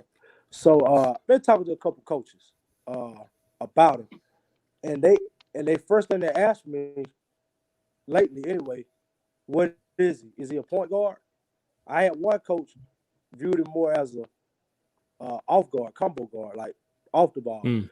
And then another coach said he thought he was a point guard. So they kind of don't know what he is. But what I tell them is, I think he's a point guard, right? And the reason I think he's a point guard is because of what I see him do on the summer circuit with the All-Stars, right? Mm-hmm. He's more controlling the team, making passes, and just putting guys in place. Now he'll go get a bucket. He'll have some games where he'll go get a bucket. But now, mind you, the coaches that have been watching him play for Northside. Right. And so my thing to them is, for Northside, he has to score. Right. If he don't score at Northside, they don't have a chance. Right. And so I'm trying to tell them, like if you need a point guard, he is that. But if you want to see him be that, you probably need to watch him during the summer. Mm. Versus going to a high school game. Because if you go to a high school game, he's gonna be trying to get buckets. Right. Right? Yeah. But for me, I think it's viewed as a negative, but it should be if they're not scoring. You know what I'm saying? Right. And I guess that's that line I'm trying to determine. You know what? I think it is, when it comes to point guard, I think size is always going to be the biggest factor. You know what I'm saying? Because if I got a 6'3" guy who played the two and he got some ball handling skills, I ain't gonna say some. I'm gonna say decent ball handling skills, because I think you got to be decent, right? But he made good decisions with the ball. Y'all tell me if I'm wrong. He made good decisions with the ball. But then you got a Trey Graham who's a better ball handler. He makes better decisions. That kid gonna get the edge every time because he's 6'3" and he fits into what that coach wants to do as far as with his length and size defensively. Right. Like, That's the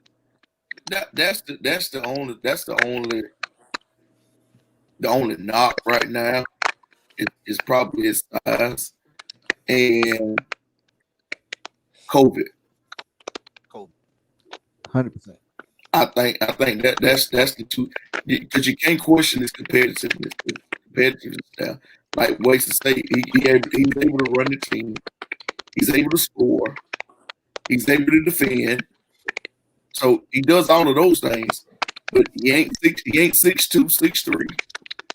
And COVID, and when I say COVID, again, there lies the returning point guards, the JUCO point guards, So I Ted, mean, I want to ask this question. To you and Wasey, You whoever. ain't raised your hand. Oh, my bad. they Coach Charles. No, you. Listen. Yes, Charles. All right. So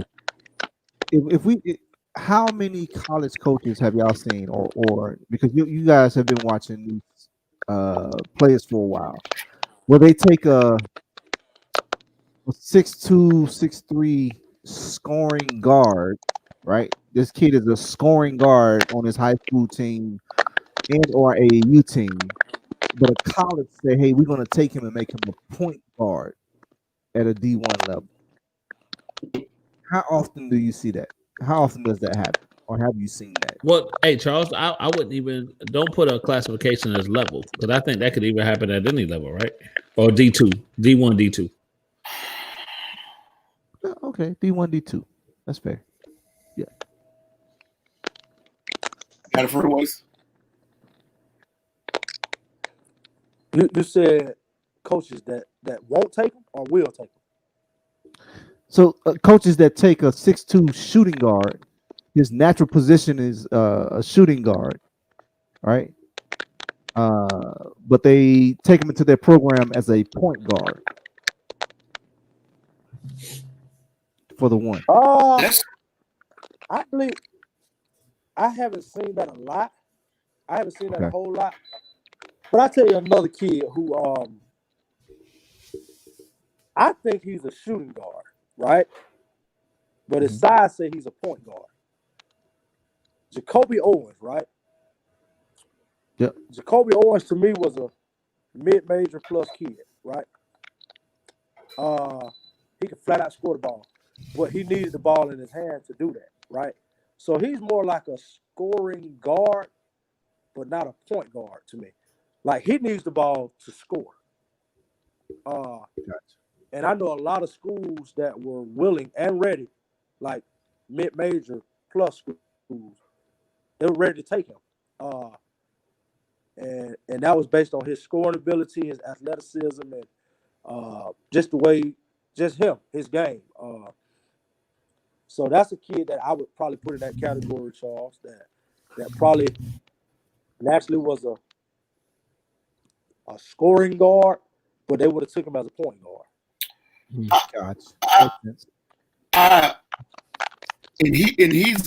Kobe is a little bit bigger than Trey, but you're really looking at a mirror image of the two.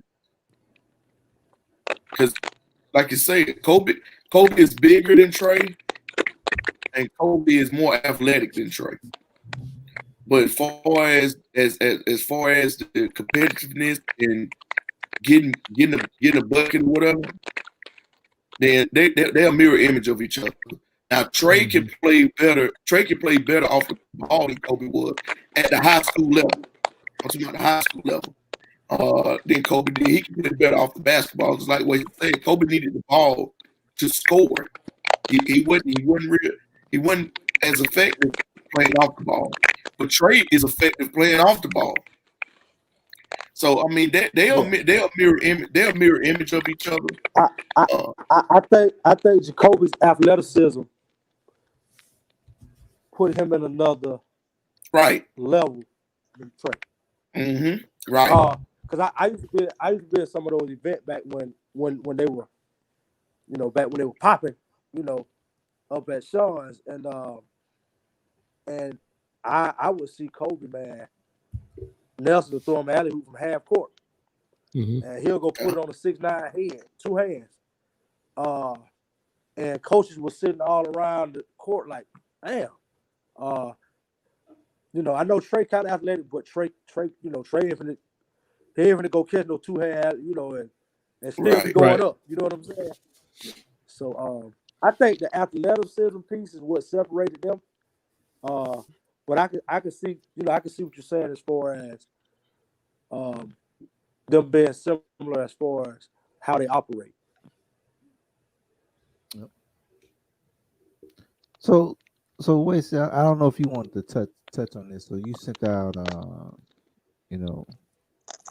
some words for players. Hey, you know, we all need to be genuinely happy for each other's success, if you will. And Yeah. yeah. So I think the kids getting it right. They probably more happy for the success of other kids, but it may be some parents or grown folk that is not, or that may be hiding that, if you will. I 100% think that's a Yeah. parent thing. Yeah. I think it starts out like I always say at the dinner table. When they here at the dinner table, man, kids sometimes they're gonna eventually show it, whether they try to do it intentionally or unintentionally. It's going to eventually come out, but it definitely starts at the dinner table. That dinner table talk. But for me, man, you know, like Rico Dawson, I get it from Rico Dawson. One of his words, pure hearts. Y'all heard me say it earlier. You know, that's something that's hard for a lot of people to do, man. Have a pure heart and be happy, genuinely. So, man, you know, it's okay to applaud people. You know, even if you're not getting the recognition you think you should be getting at that moment. But if you keep doing what you're doing, I promise you, somebody gonna eventually see you. May not be when you want them to see it, but you can't deny the work after so long. So for me, man, it's just all about, you know, applauding other people, man, and being happy for them. And that's the only way you're gonna get, you know, your blessing and be able to take that next step. I'm a firm believer in that. You know, if I miss a kid, it's not on purpose. You know what I'm saying? I'm not trying to miss him. I get to him or her or whoever. And if I don't, you know, nudge me a little bit. You know, but it's a certain way you got to nudge me, because if you nudge me,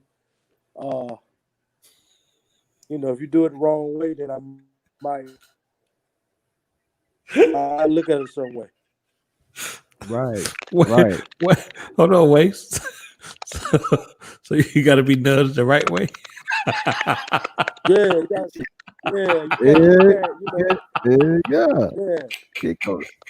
I'm waiting. Yeah. Hey, don't get extra with it. Hey, I mean, like you said, it starts at home. All that stuff starts at home, man. They hear grown folk talking around, like as my grandma used to say, grown folk talking around children. Right. Children. Not children. Not children. Children. But I don't know, man. That comparing stuff, man. I you know, that's one thing that I pray all the time, that is a stop. Cause man, people don't know what toll that take on the kid. You know, it take a lot on the kids, man, on their mental, man. You know, it play a lot on their mental, man. So you know, they need to stop doing that, man. Stop comparing these kids, because all of them unique, man. All of them unique in their little own way. Everybody ain't gonna be the same player. You might be comparing two totally different type of players, and creating something, a rivalry or something that shouldn't even be. That don't even play the same position. Right. Yeah. Kill me with that. Parents, stop that, man. That ain't good. That ain't good for team culture. That ain't good for team culture at all. That's a team killer when you start doing that, man. I don't even like to be around people like that. Hey, it's 11:15, man. I'm finna Yeah. Y'all check the skills lab coming up. Hey, wait! I'm surprised Charles let us go this long. Let me tell you something.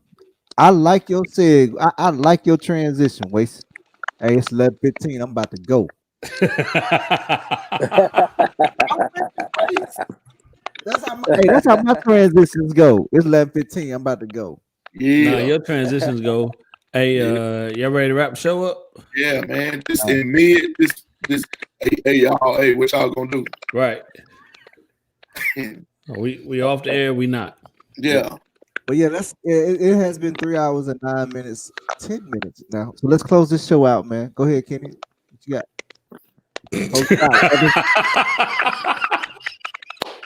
Back to my old self. Hey man, so definitely want to give a shout out to Big Waist, Hoodie Waist, for joining us, man, for tuning in with us, man. We appreciate you as always, big dog.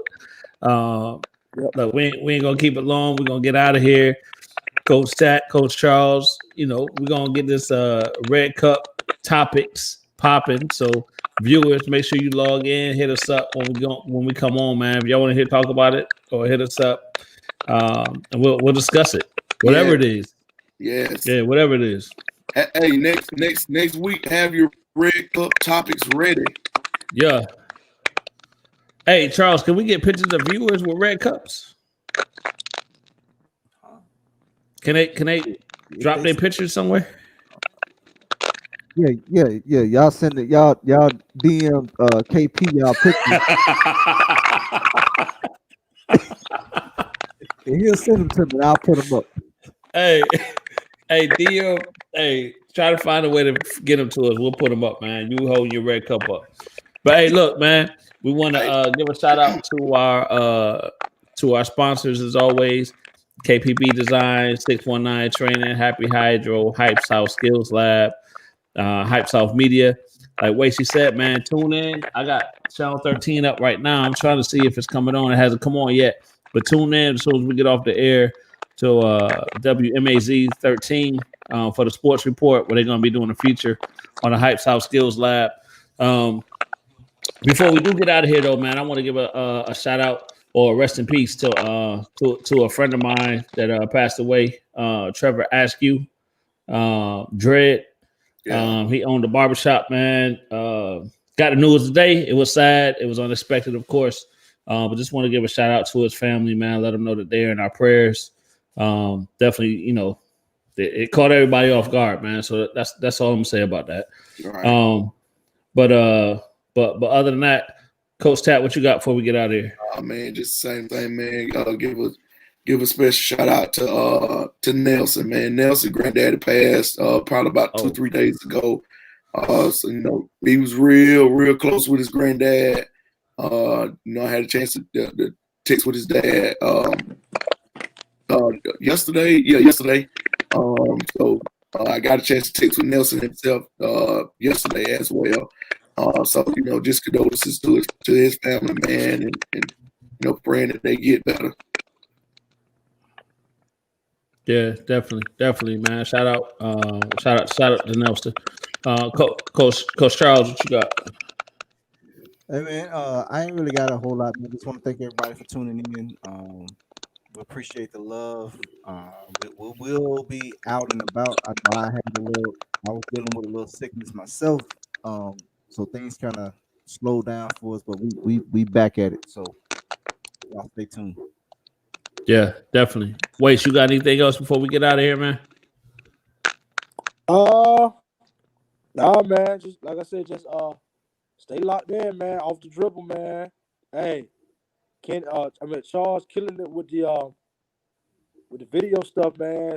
So just stay locked into the whole movement, man. New Georgia, man, we're on the move. Yes, yeah, definitely. Hey, just one last note before we get out of here. Tomorrow we're celebrating MLK Day, man, Martin Luther King birthday. So just take time out and understand what that man did for us moving forward, especially in the current state of the country, man. So blessings to everybody. Hope everybody stays safe. Until next time, we out of here. Peace.